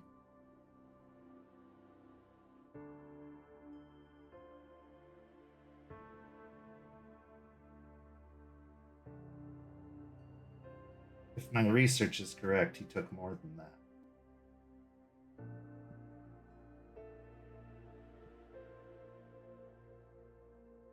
True. Seems like that's something he enjoys. Winning.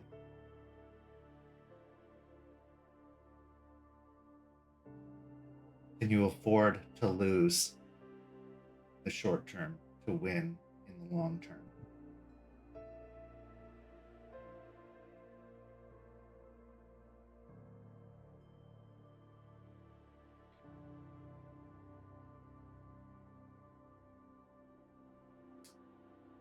What are we One losing? last question. Oh, go ahead. I just said, what are we losing? Reputation. Esteem. I get it. Understand. One last question, and I'll be on my merry way. Do you ever worry about that falling and like coming down on you? Because that seems like it would hurt a lot if it did. And like there are high winds in this area, so it seems very possible that that thing could just become a missile of Guru death. Tends to be more temperate here, so it's not that big of an issue. Oh. You have my number? Again, sorry to intrude. I will be off. But don't hesitate to call me if there's anything I can do for you. As you have provided me with such a welcome, it only makes sense that I honor that hospitality with my services while I'm here. Absolutely. And when we're not in the middle of a meeting, I'll definitely show you around and let you see the place. You see her wince at the mention of a meeting. I'll call in advance next time. I meant no offense. Oh, and neither did I. Be sure of that. It just was a beautiful day for a walk, and my feet led me here. Anyway, did you finish your meeting? Gaia, go with you. Actually, Larry, why don't before Suni leaves, why don't you show her the cairn, show her around? He's out of his seat and by her side in a flash. Yeah, if you'll follow me. And she kind of gives him a big smile. And you can tell she knows exactly what's going on as she says, "That sounds wonderful." Boop. She boops him on the nose. And he immediately blushes, but starts leading her away from the table. Eliza. Watch. Oh, go ahead. I was going to say, I'm going to watch her go with slightly narrowed eyes, realizing how well she manipulated that conversation in afterthought and how much we gave away. She's good. She probably heard most of what we were talking about anyways. If she heard from your mom on. Mm-hmm. Eliza, who has been unusually quiet this whole time, watches Suni leave and then looks back to all of you. That's no Silent Strider. And that's where our scene comes to a close and we go to our break. We'll be back in just a few minutes with the second half of tonight's story.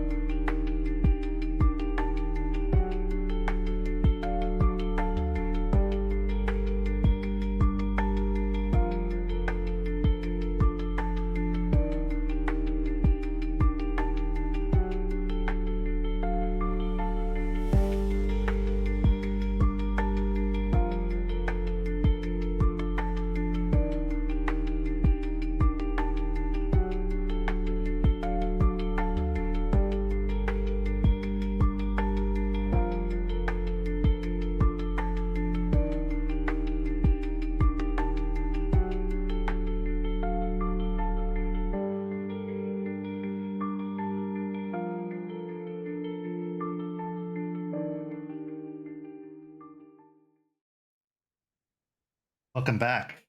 As we return, we find ourselves at the cairn later that evening. Now, Jester, you have now publicly declared your intentions to travel to West Virginia to go to the Morgantown cairn to hopefully solve this lingering issue that seems to be plaguing Xander. But not everyone involved in this process is entirely aware of your intentions.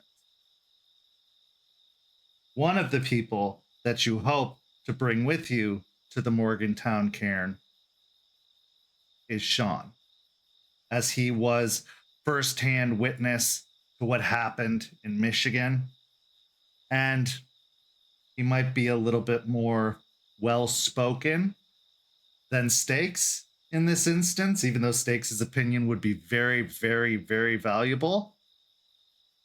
She dictated some details to you, which you wrote down, but a first-hand witness account would be very useful as well. And ever since he arrived at the cairn, Shawn has spent a great deal of time reading and assisting where he can, despite his handicap of losing an arm in that battle in Michigan. He's been without a great deal of constant purpose. Now he's been helpful to anybody who's come to talk to him. Delphine spent a great deal of time with him during his convalescence. But for the most part, he's just been adrift. And now, with this new task laid out before you, maybe, just maybe, give him something to do. So, as you return to the cairn from patrol later in the evening, you find the bonfire is lit in the center of the cairn, and Shawn sits nearby, struggling to hold up a paperback book and occasionally placing it in his lap to turn the page and lift it up once more. But as you approach, he closes the book and sets it down in his lap. Malicious Jester, good evening. Good evening. You can call me Jester if you want. Most people do. Keep that in mind. What can I do for you? Do you mind if I sit down? Please. He gestures with his one hand over to another camp chair that is left vacant around the fire. I'll sit down and glance at the book. Is it a good book? A classic, actually. It's The Hunt for the Red October.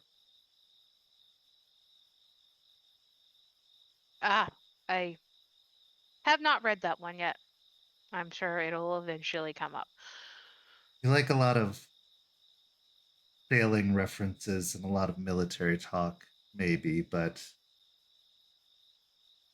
the story is good. And pickings are slim. Ah, fair. What do you usually like to read? Well, anything, honestly. It is my means of an escape, I suppose. Go to a different life, a different world, a place where, yes, even there, the issues that plague us are in the background, but they're not the focus. You can see all kinds of the human experience and otherwise books. But also, you learn a great deal about the author as you read. What they've seen, what they've experienced, how they see the world. If anything, books are a wonderful survey into the state of things at that time. What was politically or emotionally relevant to them? What stood out? What are they trying to potentially teach us or entertain us with? Or what are they trying to run from? When all is said and done, these stories, much like the stories you tell in the Silver Record, are all that will remain of a time gone by. Even going back to the times of cave etchings. Sure, you can look at the fossils, but as we're learning more and more, those who interpret the fossils aren't always correct. As dinosaurs aren't large lizards, but more likely birds.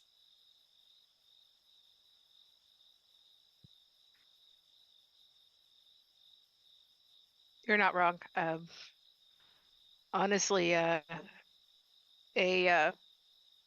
course I took on journalism recently talked about how people are kind of programmed for stories.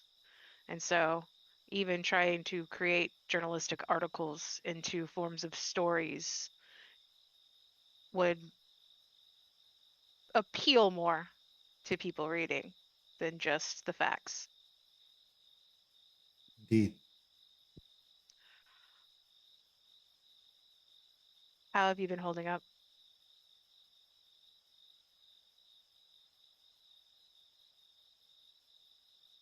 Well, one could say I can't hold up much of anything anymore, but I've been well. This is a very calming place. It's good to see. Good to see the pups doing so well here, thriving under your leadership, learning lessons that we failed to teach them. I'm glad, in fact, that they were here and not there. And I think what you're doing here, albeit different and somewhat strange to what I was taught, has a lot of merit.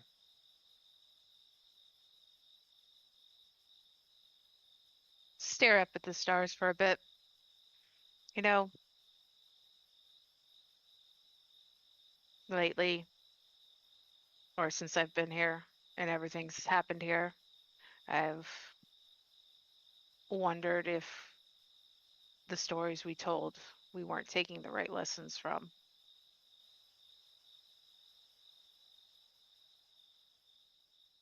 So I'm trying to look at those stories differently and see how in the past where we could have gone wrong and maybe change that. I think that's the constant goal for us, our people. While there are lessons to be passed along in the telling of a story, it's up to those that hear the story to determine what it means to them. It is, but humans, us, we also tend to tell stories that put the narrative we want out more than perhaps what happened and what we want others, what others should have taken away. Of course, the story is rewritten every time it's told. Little additions, subtractions. Yeah, I fear my story and the story of my sept isn't the best, but fortunately, I am still able to change it. I think that's the beauty of still being alive is we have a chance to change things. I would like to hear your story if you're willing to tell it. I hope you like stories about ranches and horses, because that's how I spent a majority of my days, but there are other stories along with it, yes. Stories of struggle and temptation, loss of friends, packmates, companions.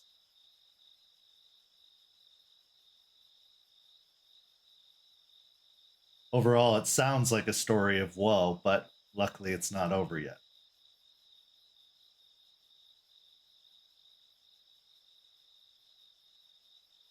Good. I'm going to West Virginia in a few weeks. And I talked to Stakes about what happened at the mine, but I was hoping I could possibly get you to tell me your side of things and what you saw.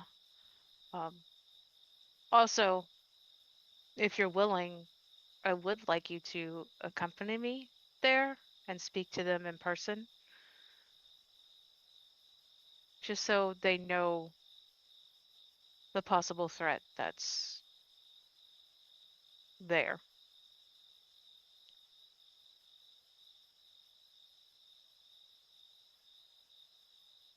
I'm not I sure how much more I can say than Stakes has already said. A lupus born gives more truth than any human born, Hamid born could ever give, but I'm not doing a great deal around here. If that's my way of contributing and helping out, I'd be happy to. well, yes, Stakes gave me a very, very plain, blunt, detailed account of what she remembered, but usually the truth of what happened lies in the middle of everyone's story. And maybe you saw some things that she missed. She was conscious longer than I, but there are details that a theurge picks up that many others tend to overlook. I will be happy to recount what I do remember from that time.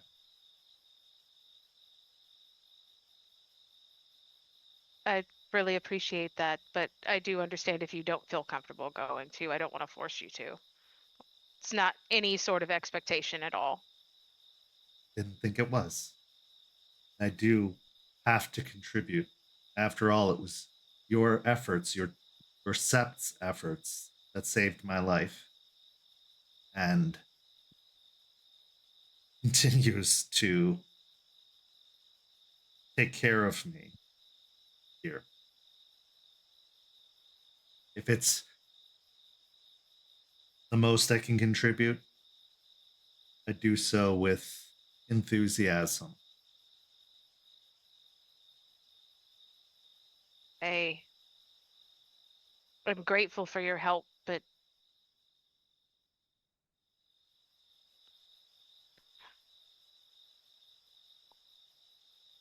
it was our request that sent you to those mines. And you suffered something very terrible.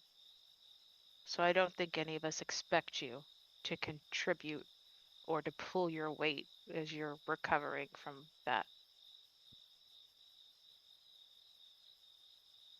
With no offense intended, I'd like to correct you on that assertion. It was Gaia's need that sent us to those mines.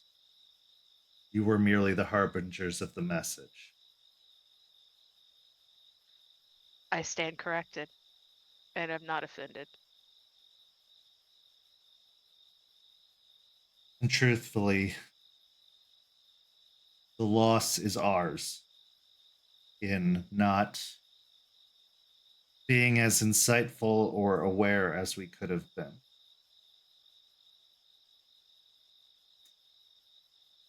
We trusted one of our own. We let them in. They were our family. And their betrayal cuts deep. That is what is the greatest loss of all. The loss of not only those that have fallen, but the loss of trust, the questioning belief of all that came before that betrayal. What was real? What wasn't? Was he responsible for inciting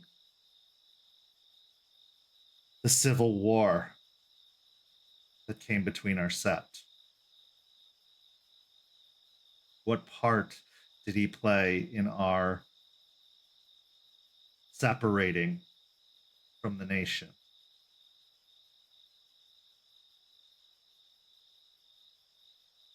A lot of questions I fear I'll never get an answer to, not in a way I would like. But one day, those losses will be vindicated.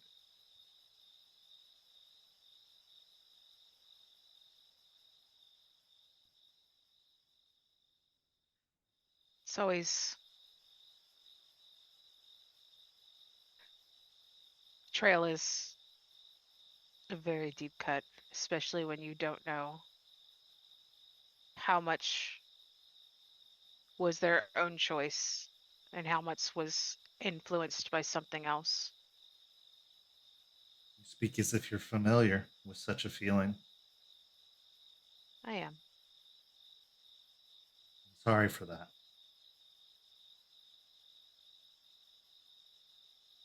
Like you, eventually justice will be seen. I think we just have to be patient on it.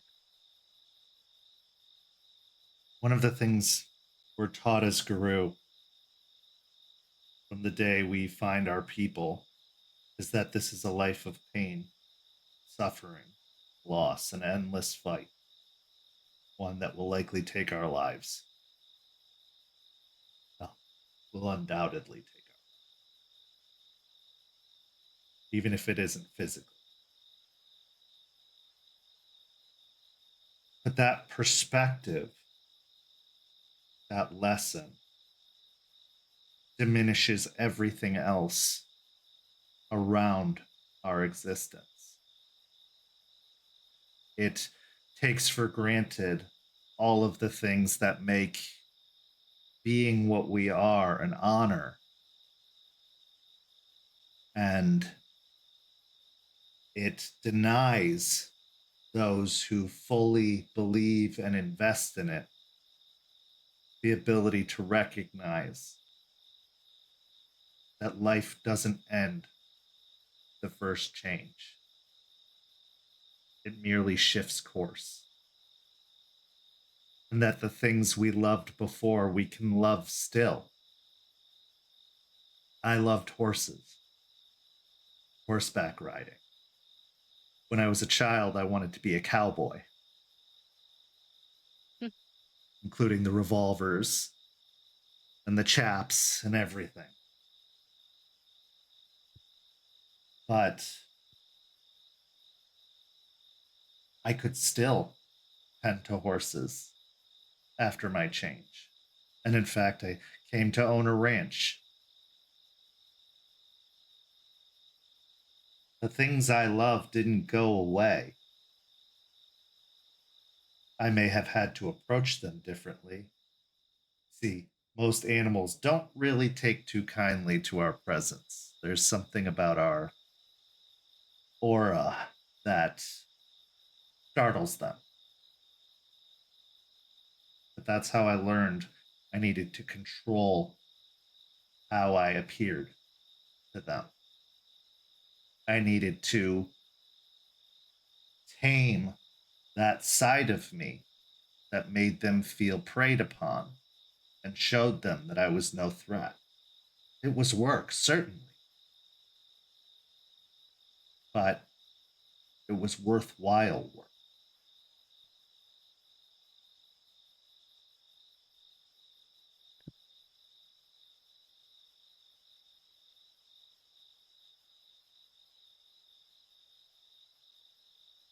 I see what you mean. I have, funnily enough, my passion before my change was environmentalism. So it kind of just fit in well. Gaia chose correctly in that instance.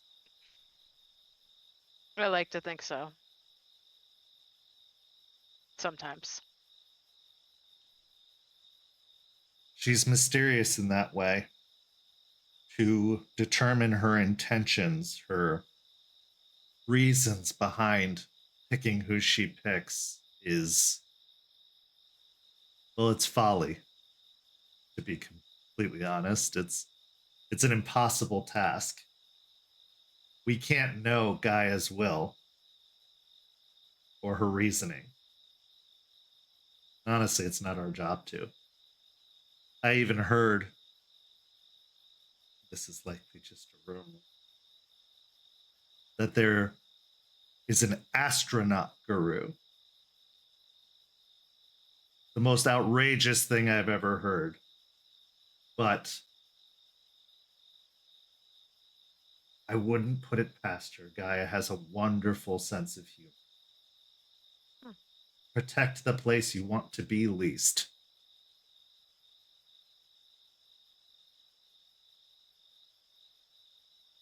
It's just weird.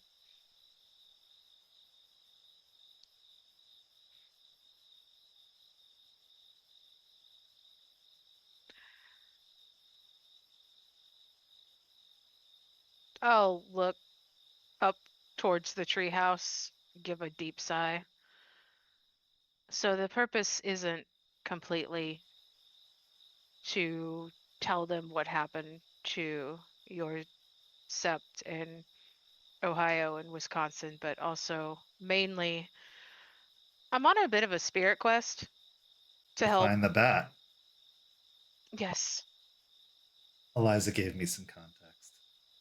I Oh, did good. wonder what that man in the tree was doing here and why they seemed so twitchy. Troubled? A better word, to be certain.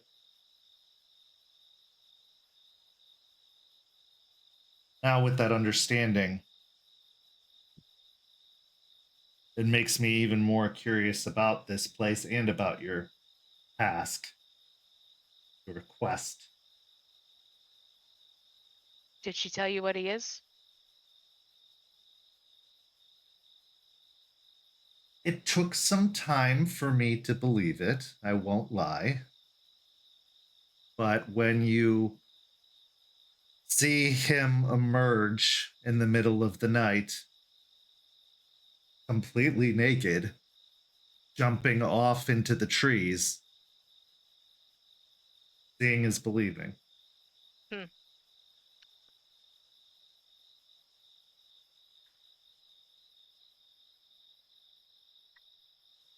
From what I understand of their history,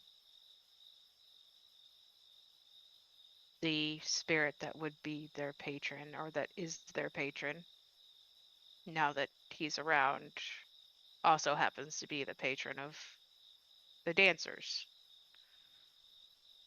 But we think that there is another bat, a white bat spirit, that could,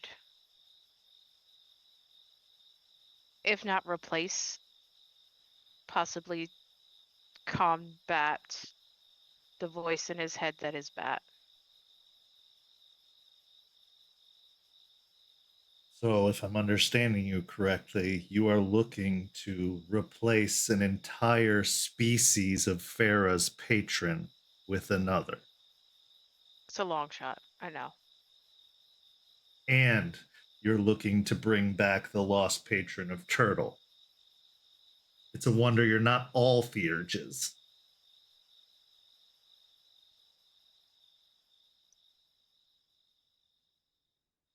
Fair, fair. But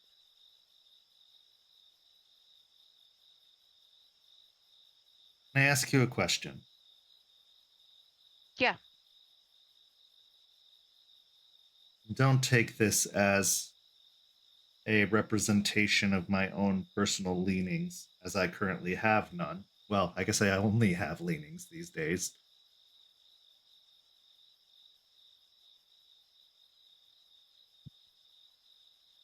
Do you ever worry that the world will become too full? With the return of these patrons brings the return of what they represent. Nature intended survival of the fittest. Things that were gone for a reason, and not always a good one, I'll admit. Humans are possibly one of the worst things that ever happened to this world. I'm one of them. But the War of Rage, as I've heard it, another mar against our people, happened because of a need to assert dominance. might over everything else. Survival of the fittest, you could almost say.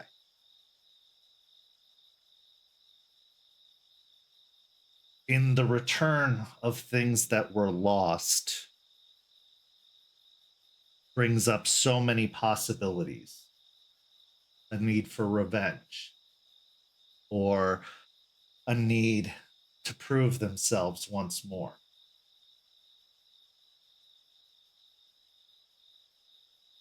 With these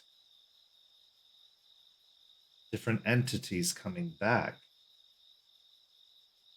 are we offsetting the balance that currently exists? Are we putting our thumb on the scale of evolution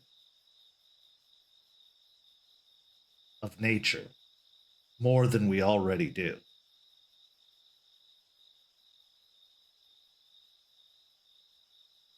I will assist in this task no matter what, because I believe it is the right thing to do. That poor man suffers with what he is, and if left untended, will go from a tragic story to a threat.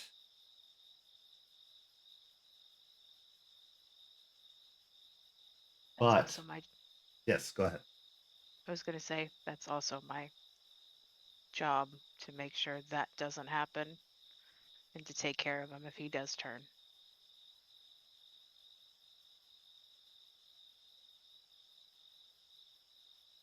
That's a heavy burden and responsibility for one to carry. Well, luckily I have my pack to lean on when it gets heavy. But go on, you were still. Then I'll answer your question after you're done. Do you worry that the world will become too full? Do you worry about a history repeating itself because of the actions you and the others are taking to restore what was lost? Sometimes. But one, I have a question for you. With Please. everything you're aware of, from what I understand with your sept, you really weren't happy with the nation itself, with the state of the world that it is in. Do you really think there's balance right now?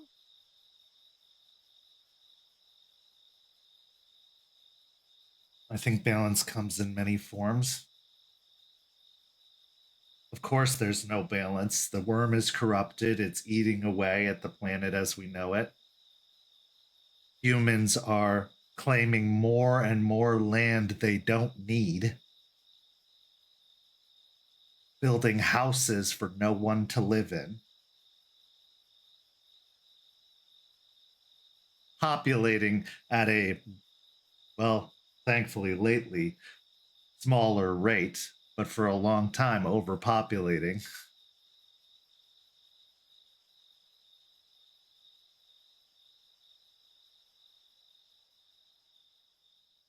And honestly, I think we all know that the Guru are dying out. Less and less of us are changing. The idea of Guru even being bred seems like a myth.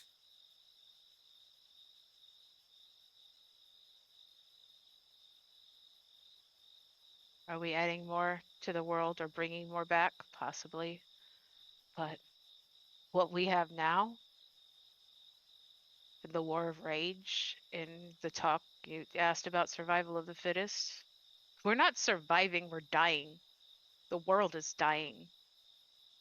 Something needs to change. I don't disagree And with you. do I worry that it's going to bring up? Absolutely, it's going to bring up old grievances, old reasons to prove, but so we also need try to convince as many as we can that we have to try something new. That we are in agreement. One of our biggest complaints with the nation, probably similar to your own, which was they were dictating for all tribes, all people, no matter where they lived, no matter what their situation was, how we should be, how our territory should be ruled. And truthfully, their beliefs had changed over the past several years. They had become hopeless, muted. More and more squabbles were coming up between the different septs. And there was no one to turn to for guidance. I remember a time under the great King Albrecht. And while I had my own issues with the Silver Fangs and the way they ruled, as is our nature, both of us, he led with strange purity, selflessness.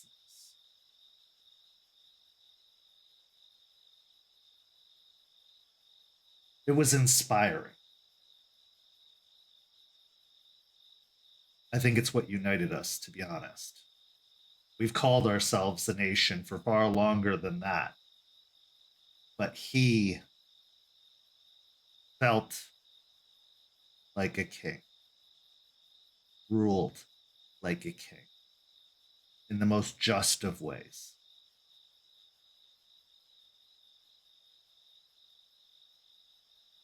And then it ended. Because honestly, no man can hold that burden forever. That responsibility. Why kingdoms rise and fall. Monarchies are not the way of life anymore. No. Though others would think otherwise. Yeah, I think several in his tribe still try to think that way, but I agree. I don't think having a king is the best way to try to bring us together. If not that, then what? Democracy? With the scattering of opinions amongst people, everybody wanting what benefits them specifically? Or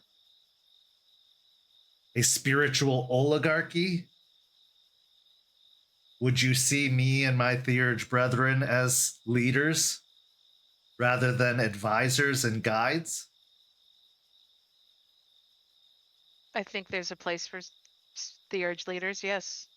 I think more than one leader or more than one voice should be consulted. And what if those voices don't align? And what if they don't align on something so crucial, vital, that it's almost a deal breaker for either of them, or both of them, or all of them? We shatter once more.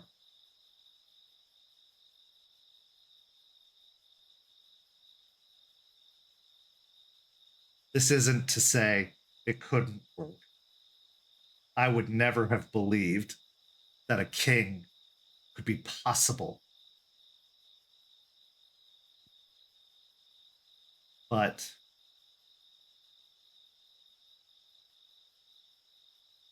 our united mission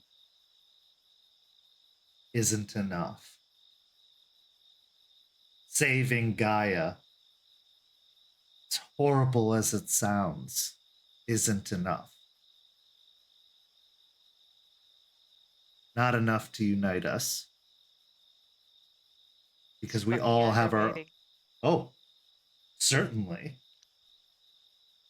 You'd think it would be. You'd think it should be. Who cares about our petty differences if we don't have a place to live, a place that nourishes us spiritually and physically? But corporations are moving in, deforesting your land, while somewhere else they're dealing with an overabundance of leeches feeding upon the citizens. Whose problem is more important? Whose problem is worthy of assistance?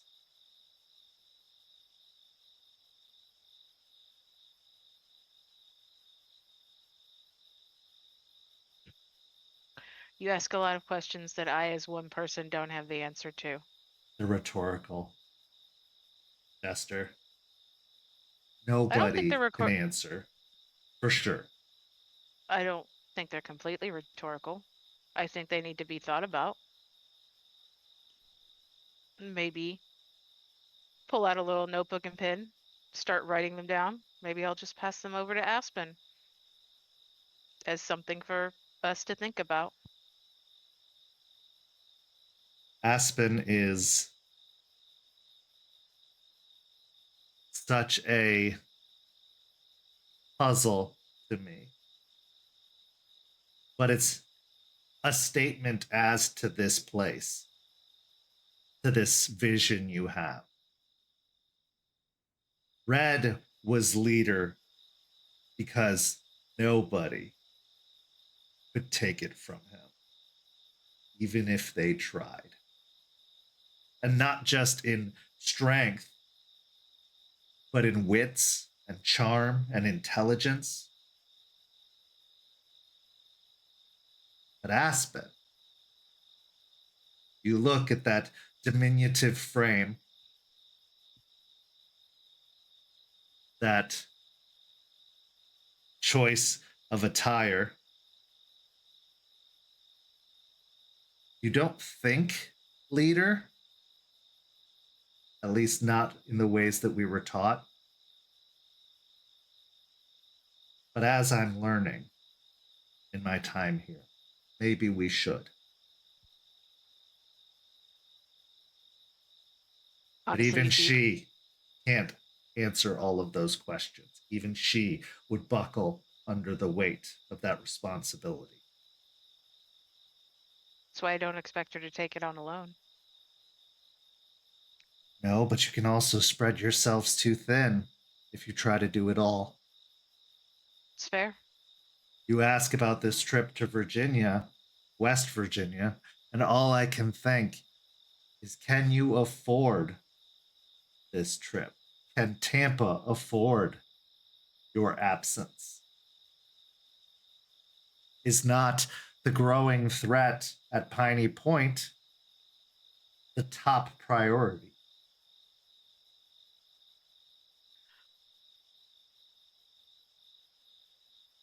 Okay, first of all, as short as she is, she'll surprise you. I've seen her pack a good punch. Also, she did rip the chest out of a wolf, a vine wolf the other night, really, really quickly. She's very capable now. As I said, I've learned not to underestimate in my time here. I am worried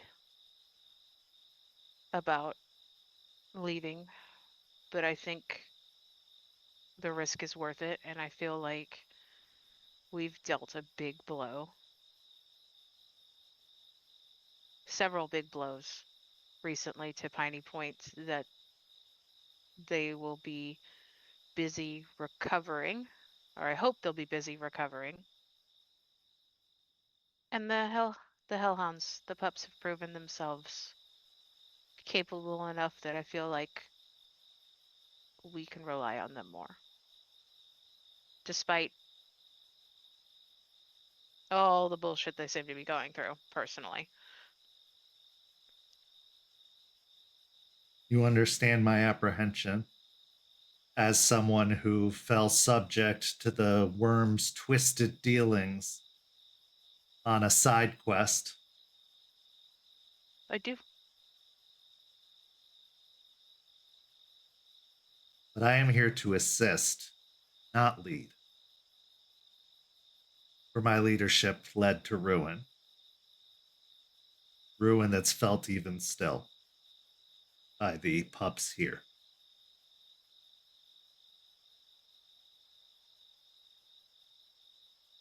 If you believe it's worthwhile, if you believe it's necessary, that's all that matters. You're here. You've been here fighting this fight.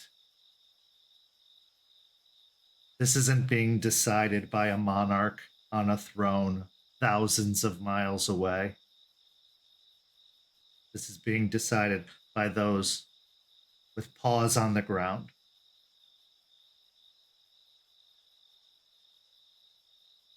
That's the right decision. They're the ones who should decide for themselves, or they will carry the consequences of that decision.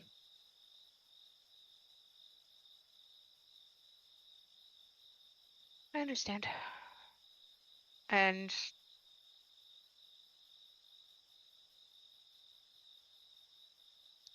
I appreciate everything you've asked and said. I think you have a very unique perspective that could help us Just glad I'm try still to. around to share it. It might help us think about things that we may have missed, and I think we need that wisdom. Comes from experience, even as recently as Michigan mines. But I have much to learn from all of you as well. Then we'll learn from each other. Good. I have very few things to pack, so I'm ready whenever you are. I'd still need to make some arrangements, but I will definitely keep you informed on when we're going. Also, I don't know completely everything, but try not to carry the complete weight of guilt for what happened on your soldiers. You may not you may not have seen him, but he, Rick, and the other dancers, they did this. You didn't. I know.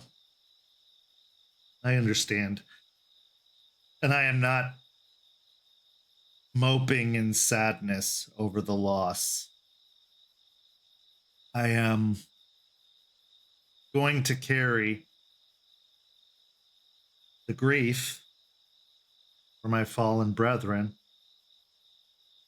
but I am not responsible for what was done. I am merely another individual going through the experience and witnessing the consequences of the actions that were taken. And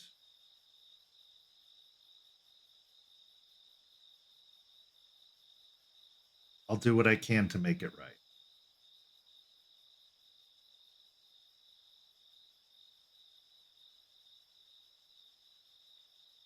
If you need help, I'm willing. Thank you. I have a feeling based off of what we encountered, it's only a matter of time before it finds its way here. Hopefully it didn't destroy everything else first. Yeah.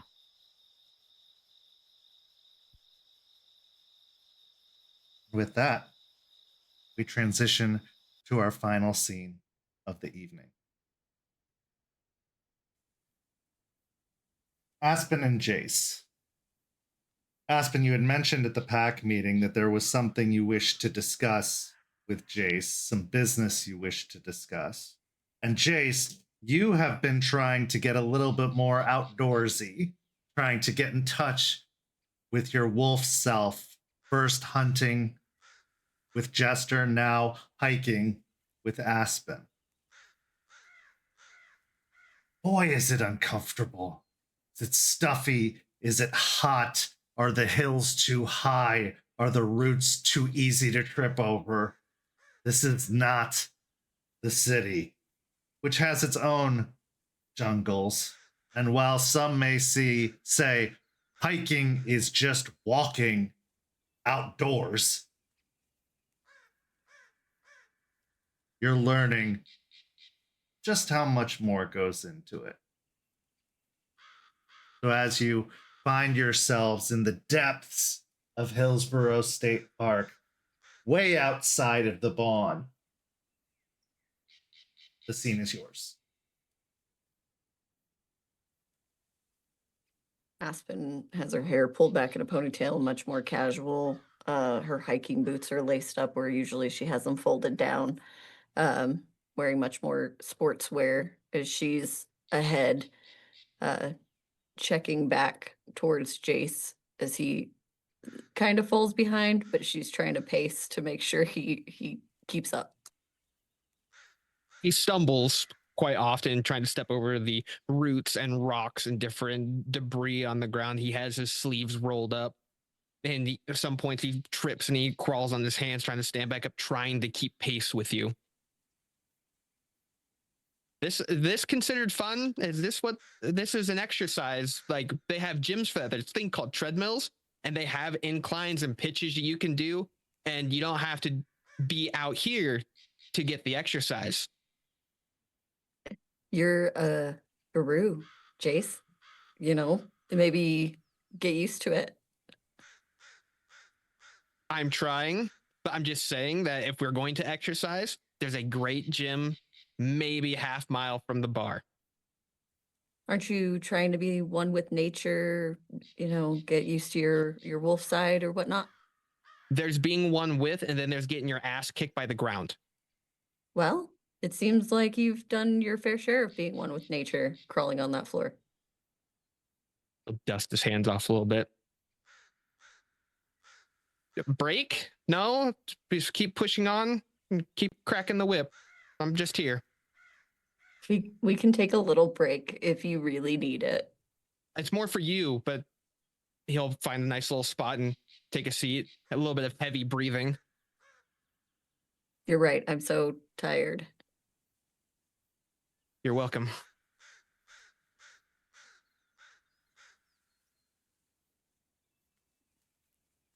He'll take a look around the area, more just trying to catch his breath. Wits and awareness. Okay. Still rage 1. Still rage 1. Actually, let's make it rage 2. Hiking sucks.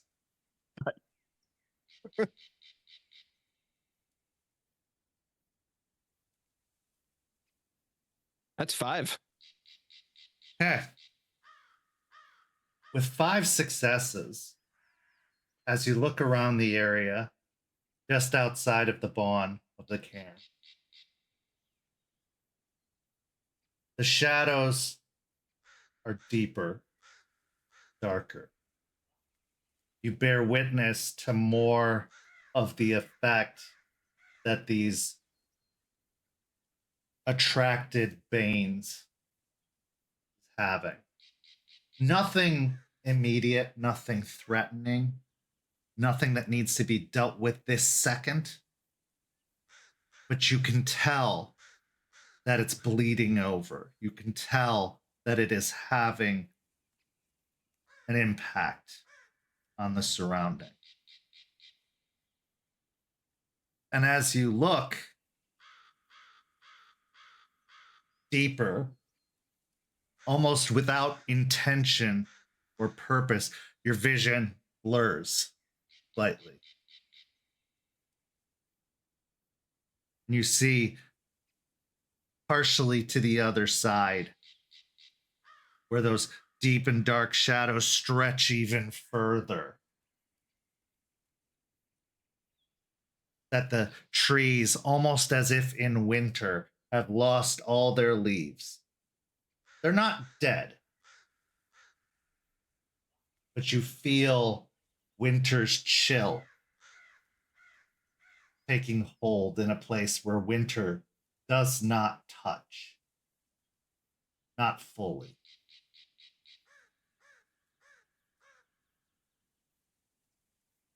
And you swear for a brief second, you hear an ominous jingle of bells, foreboding and deep. But as you blink it away, you are returned. Can shake his head a little bit.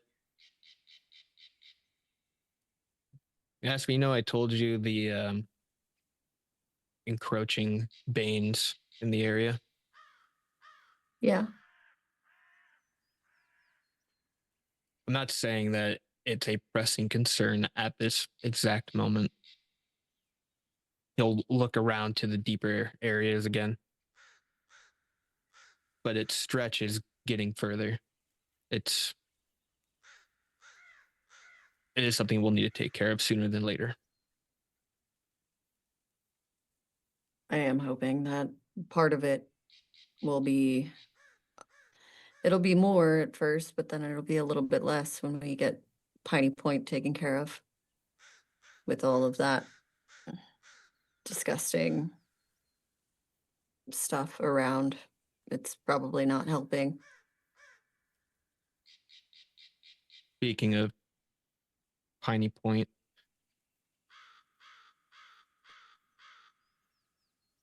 the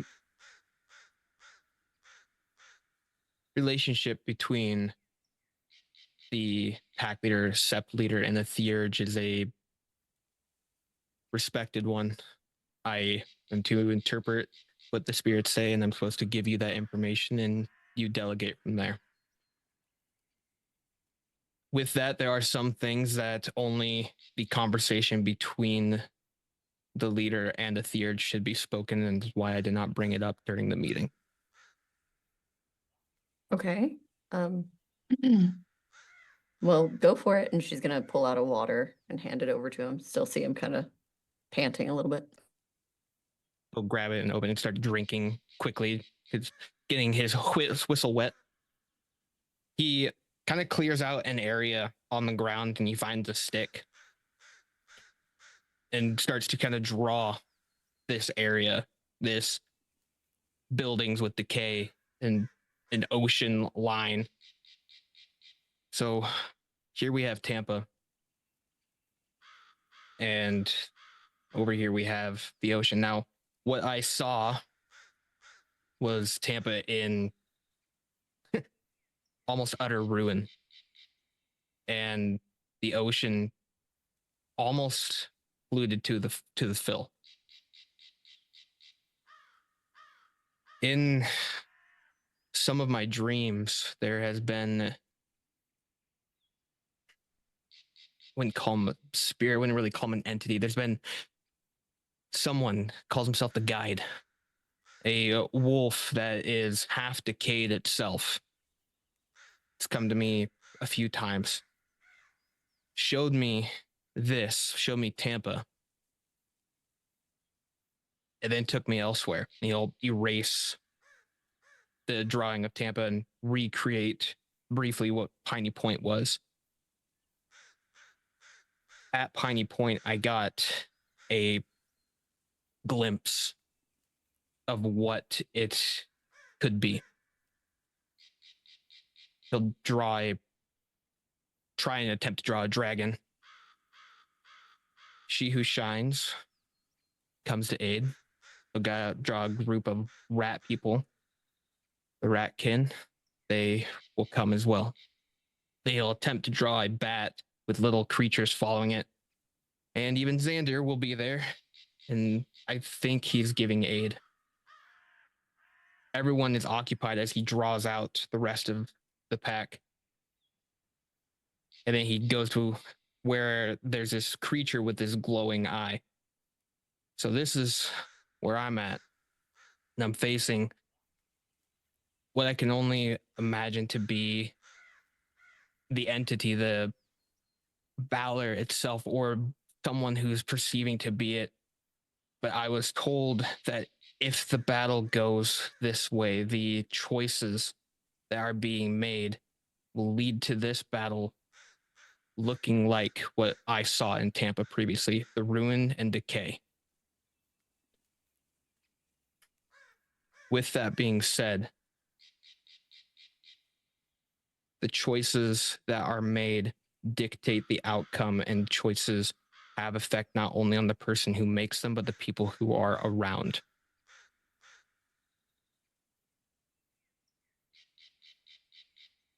My concern lies in the past, but not necessarily. I'm working through my own, but there's a part of a past that I have a higher concern about, and I'm trying to move past it, but I want to know something about you.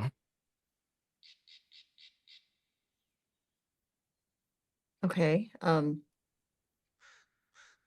It's relevant to your dream. I would say so. I would say so.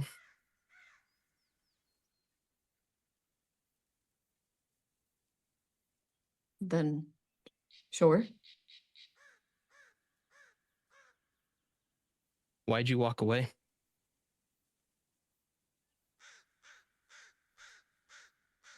When? He'll look off into the distance, into the shadows. As a child, I experienced what abandonment is. And I know the overall feeling of it.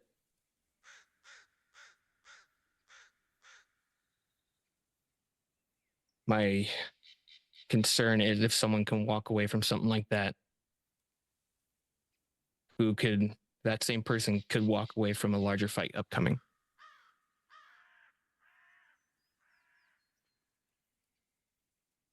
At that point, he'll turn and look her straight in the eye.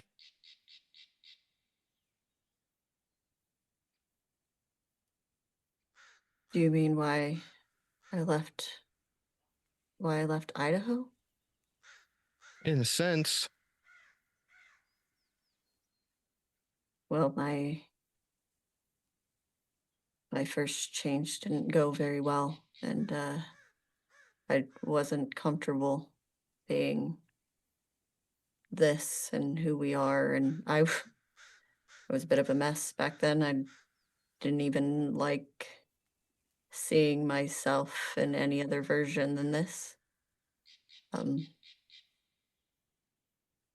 It's not something I'm proud of, but I just needed to be somewhere new and away from everything that was before.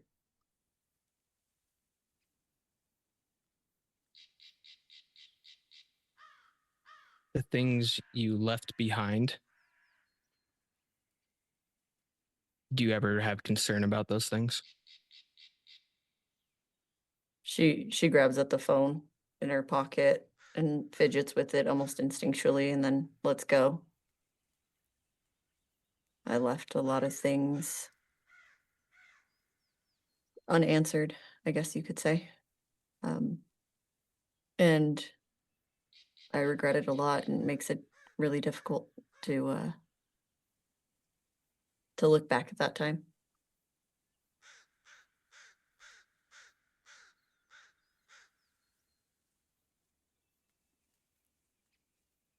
The regret that you're sitting with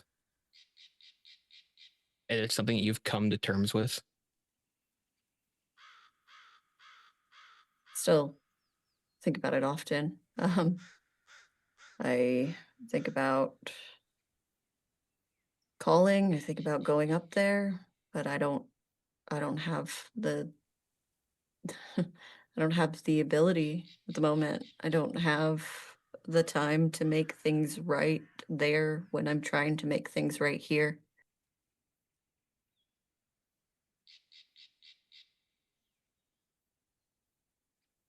Things you do in the past can alter your course for your current future. Like I said, my concern lies with leaving something like that. Just makes me think someone could leave it just at a whim. I mean, I left with a friend. I do regret leaving my mom alone, and someone who I cared for like a mom, and not giving the man who was, well, nice to me and treated me with respect, that I didn't give him the answers he deserved. But I know they're all okay. I don't, well, I don't know that for sure, but I hope that they are. I want to make this clear. I'm not coming from a place of judgment, more of just wanting to understand you better. When we lived together, I talked about my childhood a bit with you, and with the current things that have gone on that happened in Columbus, the thing or what happened there, and the things that happened in Michigan, and now with Ravi.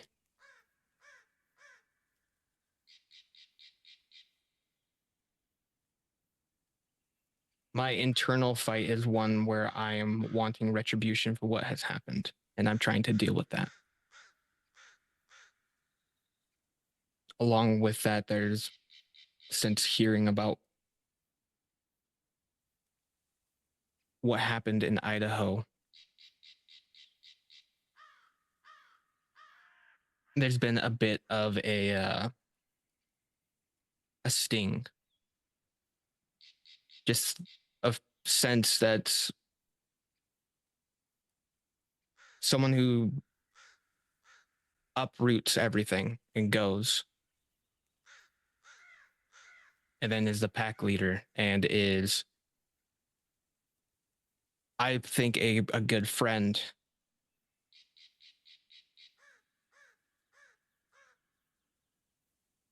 There are times I have a hard time looking past it.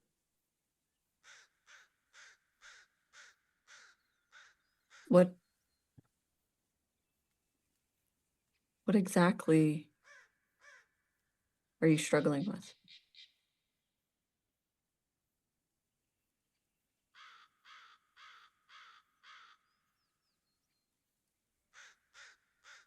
I don't know if I can handle another walkout, another loss. I don't plan on walking out. I've been here. I've just needed a new start. It's not like I had responsibilities there. Sure, I had a job there. I had things I had to do. I had a fiance, and, well, at least it's an assumption. But that was kind of ended before this ever started. It kind of was the reason it ended and this started. But other than that, I would never abandon anyone.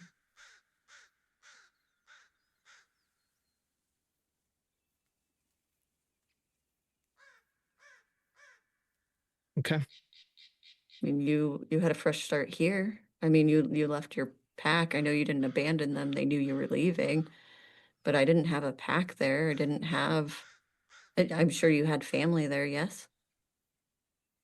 Not really.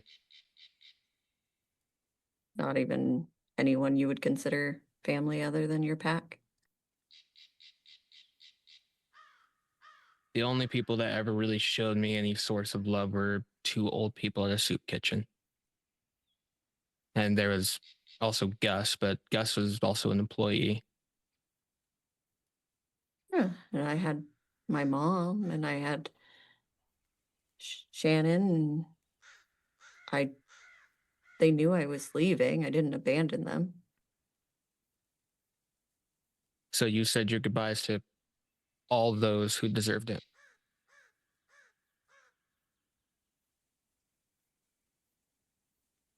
I didn't. Okay.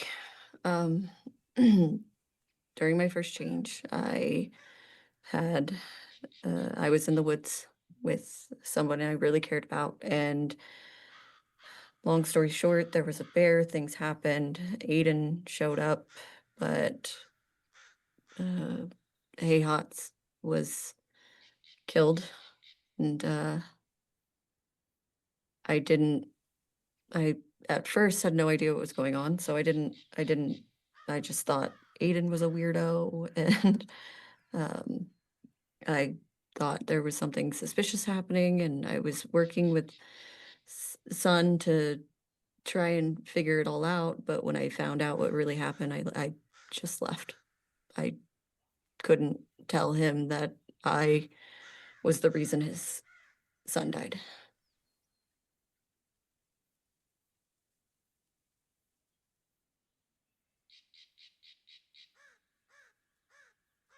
So your regret of leaving, where does it stem from then?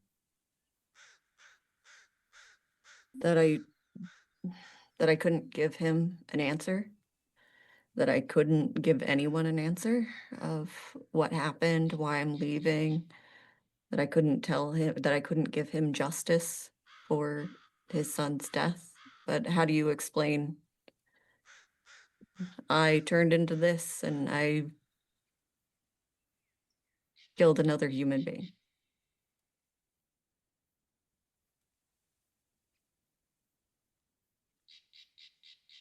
That would be a hard conversation to have.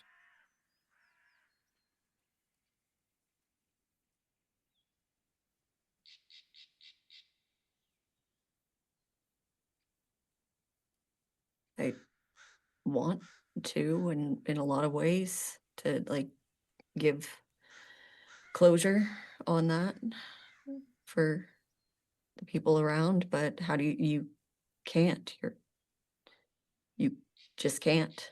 It's the veil, I guess the guilt also.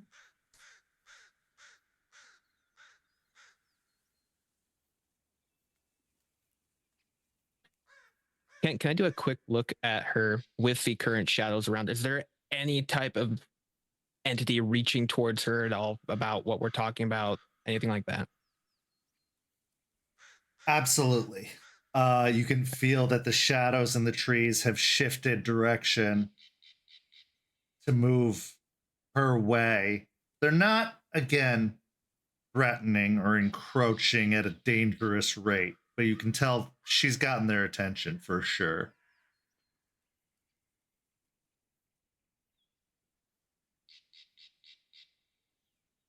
When emotions like this, it's easy to, and this is rich coming from me, push them down into a box and try and keep them there. And no matter how far down you push them and bury them and try and cover them, they always sit there. And secrets always have a way of coming to the light.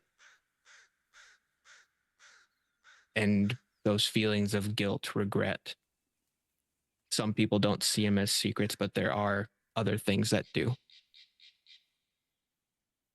I have my own demons I need to fight and face, but with a current fight we have upcoming, wanting to make sure that our leadership is of clear mind. I mean, I think we all have regrets. I think we all have guilt. I think we all have feelings about things that have happened in the past. I feel guilty about plenty of things. And I'm doing my best to make them right here. I'm here. I'm doing this leader thing. I'm moving past the issues I had before, and I'm doing what I can, but you can't get rid of it completely. And I don't know how. And she pauses and like stares at him, trying not to get upset or angry. But I don't know how that makes me any different than any of the rest of us. It's the position in which you hold. That's it. And Aspen, you are doing a great job leading. You are doing a phenomenal job. And every avenue that you have taken is something for a step forward. I'm just wanting to make sure that you keep going down the path that you're on. The dream that I had shook me a bit about choices and how they have a rippling effect. No Jace. disrespect. Go ahead. Oh, you finish. Go ahead. No disrespect, Jace, but I know all about people making choices and them having consequences. So I'm the last person you need to lecture on that. As she says that, Jace, you see that the shadows that were crawling towards her are growing a little bit closer, but then almost as if out of nowhere behind her, a spiritual, spectral wolf comes out and growls and snaps at the shadows, causing them to retreat and coil back away from her.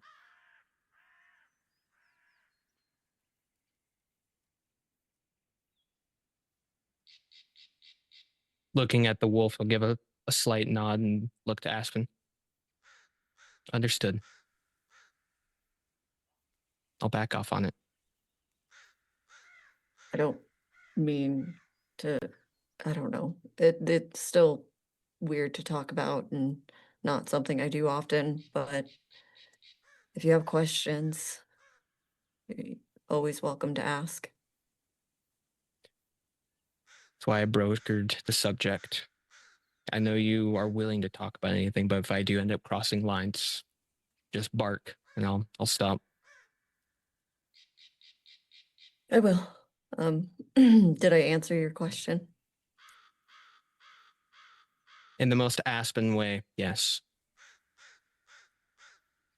Well, at least it was answered because I have questions for you. Well, I think it's only fair. That's how this works, right? You ask me things, get information, and then I get to ask you things. All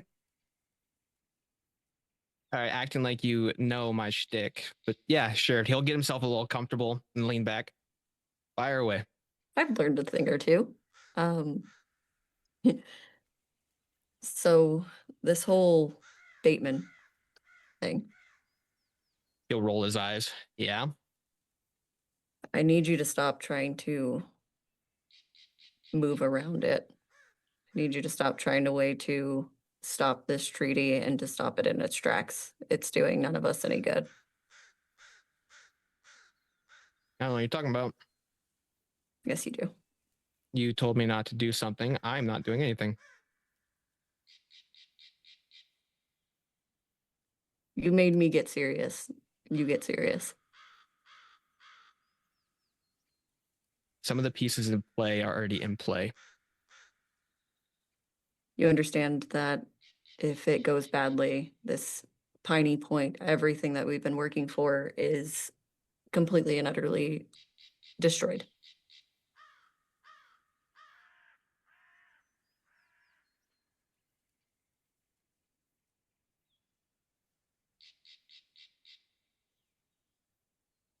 Elaborate. If we don't make this treaty happen, we have no iron. And there's no way of getting in and getting that iron. So if we don't make this treaty happen, we have no iron. If we have no iron, we can't get rid of the plants. If we can't get rid of the plants, we're back at square one. The treaty has to happen. It's just it's a sacrifice that we have to make, and I don't like it either. Trust me, anyways, I don't like it either.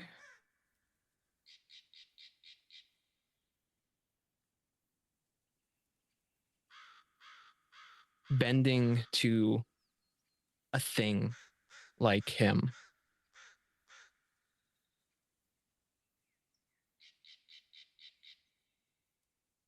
He'll kind of push up against the spot he's at.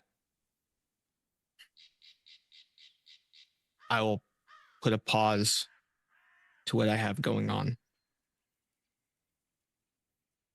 But trust me, I'm with you. I don't want this treaty as much as the rest of us, but we have to make the treaty happen. It's the only way we get iron. But I think you and I can come up with some plans to make this treaty so difficult that it's broken on his side.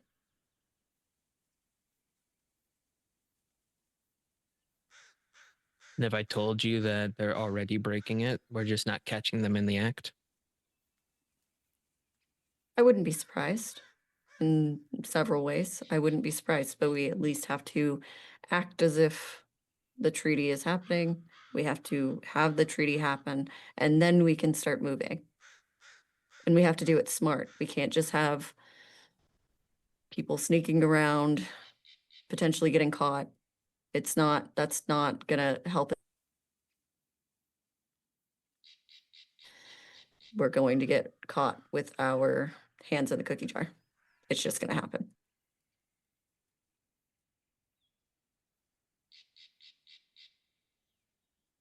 He'll pull out his phone. Look, he doesn't have reception. I'd make a stop to it now, but when I get service, I'll make it happen. And with that, I'd like you to come with me when we broker this treaty. So you know exactly what the treaty is, exactly what was said, and exactly the terms of the agreement.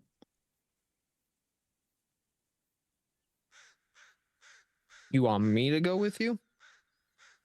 Yes.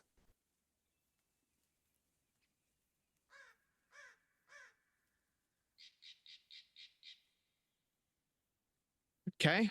Did everyone else say no?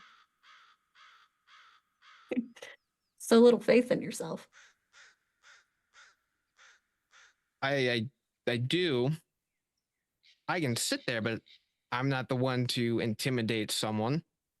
I'm not the guy who has the face that will make people melt and tell you everything. No, but you have good ears, you have good insight, and you have the composure needed when I waver.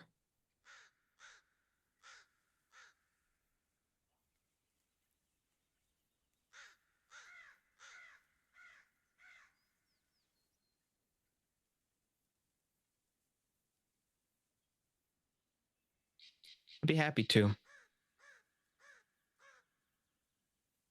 I know you're just saying that, but I think all of us hate it. At these term meetings, broker, I don't know what you guys call it. At the sit down, do you guys have rules or what the things that we can't do? I'm assuming no fighting. Absolutely no fighting.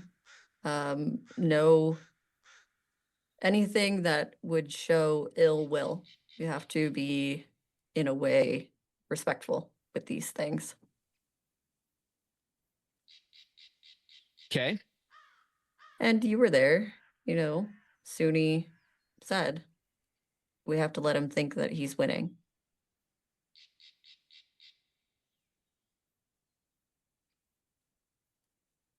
That's where you come in, because you make sure he doesn't. You want me to set up a Trojan horse within it? Is that what you're getting at? Not right away. Not anything that would be obvious or untoward, but I think there's different things that we can do as far as keeping an eye on the university, tracking anything that he may be moving, because if we do get Mia, then he's going to be looking.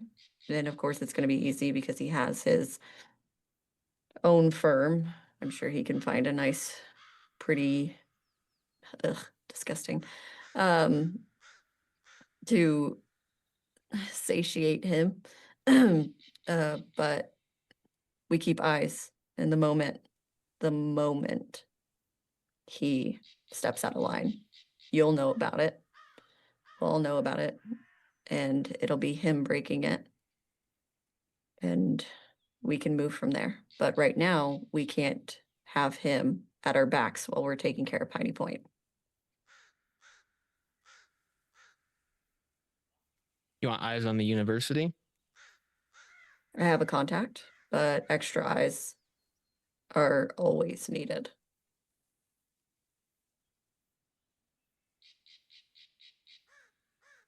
I would have asked for permission, but I was already doing things without it. So outside of the university proper, there is an old abandoned pizza parlor, been shut down since 2019.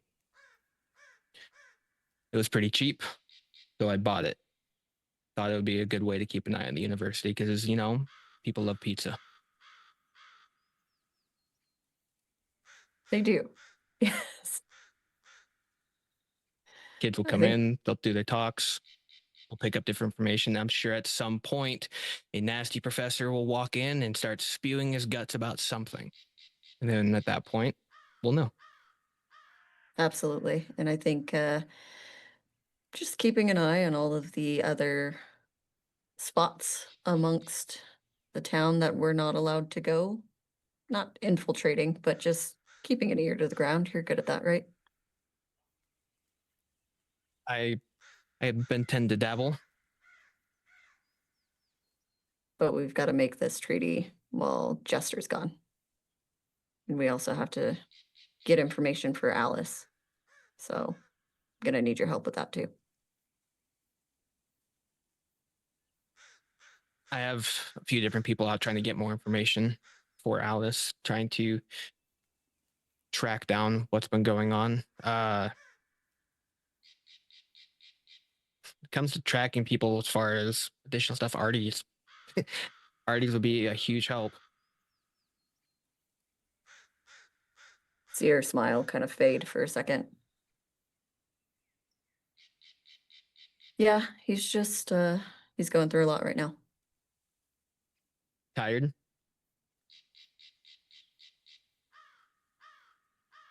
Yeah. Okay.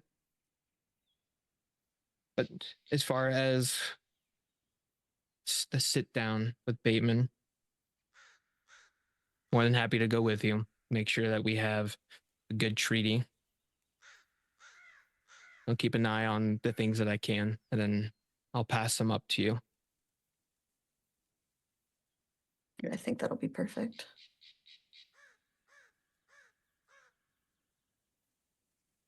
And as far as everything else goes, I'm not leaving. I'll never leave. I'm kind of stuck here anyway, so if I ever did, you could just yell at me, yell at a tree. I'll hear it, I'm sure. But I don't plan on leaving. We all have too much at stake. The trees, and I don't even know which tree you would be in, but yeah, you die, I will yell at them all. but with this upcoming fight, it's not my place to necessarily say, but the lack of regret going into it and making sure that everyone makes the right choices and not for selfish reasons. That was one of the big things that the guide was showing me, is making the righteous choice versus a selfish one. Yeah, I know all about spirits telling you what choices you should make and how all of that's gonna go. But I think if you got the right intentions, then it all works out. I don't know. Spirits like to twist things. No way, that's crazy. At which point he leans. Is that wolf that was there? Is it gone or is it still sitting there? It's gone. It walked right back behind her and vanished after the shadows pulled away. Yeah, he'll lean a little bit and look behind her and then come back. Yeah, spirits, they do weird things sometimes. Yeah, and so do people. And so do Guru. So no, I think we've got a good thing going, and I think we'll all be okay. So, at that point, get up, start walking, continuing your hike. Jace, as you're walking through trees, hearing the crunch of the leaves underneath your feet, the crunch of leaves sounds so similar to the sound of a crunch of snow. You step foot into fresh fallen snow, the ice. As your mind thinks on that, you feel your feet get cold and wet. That feeling you can only get when snow has come into your boots after you've been hiking in the forest for so long. With that, our story comes to a close this evening, but not without two final scenes.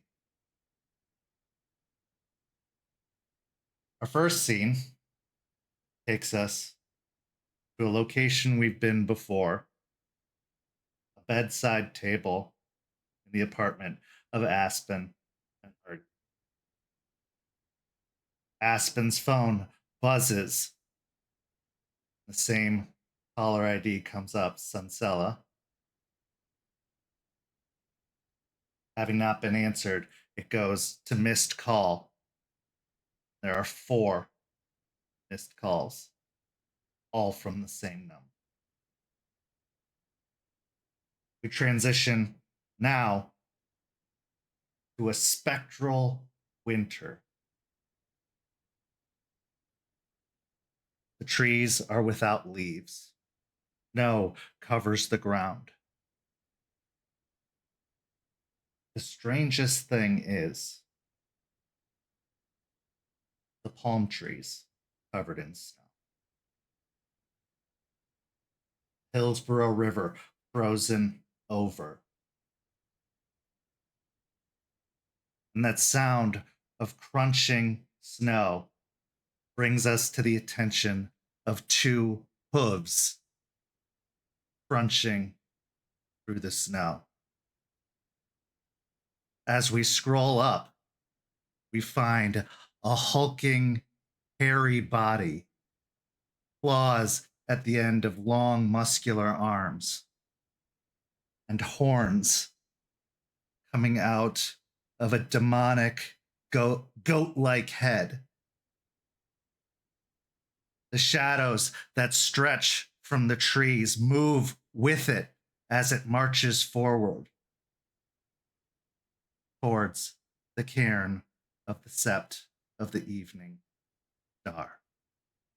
And this is where our story comes to a close. Thank you so much to these amazing players. Thank you to everybody at home. Next week is our holiday episode entitled Rage Across Christmas. So come back and join us next Tuesday for that very, very special episode. And then after that, we'll be seeing what goes on with the Sept as some head to Virginia and some head into the belly of the beast to discuss with Bateman the next steps of the treaty. Make sure to tune in this Friday to an episode of Hellhounds, and there will probably be no episode the Friday after due to the holidays, but make sure to tune in this Friday to see what the Hellhounds get up to for these amazing players. I'm Kent. Thank you so much for watching, and we'll see you next time. Have a lovely evening.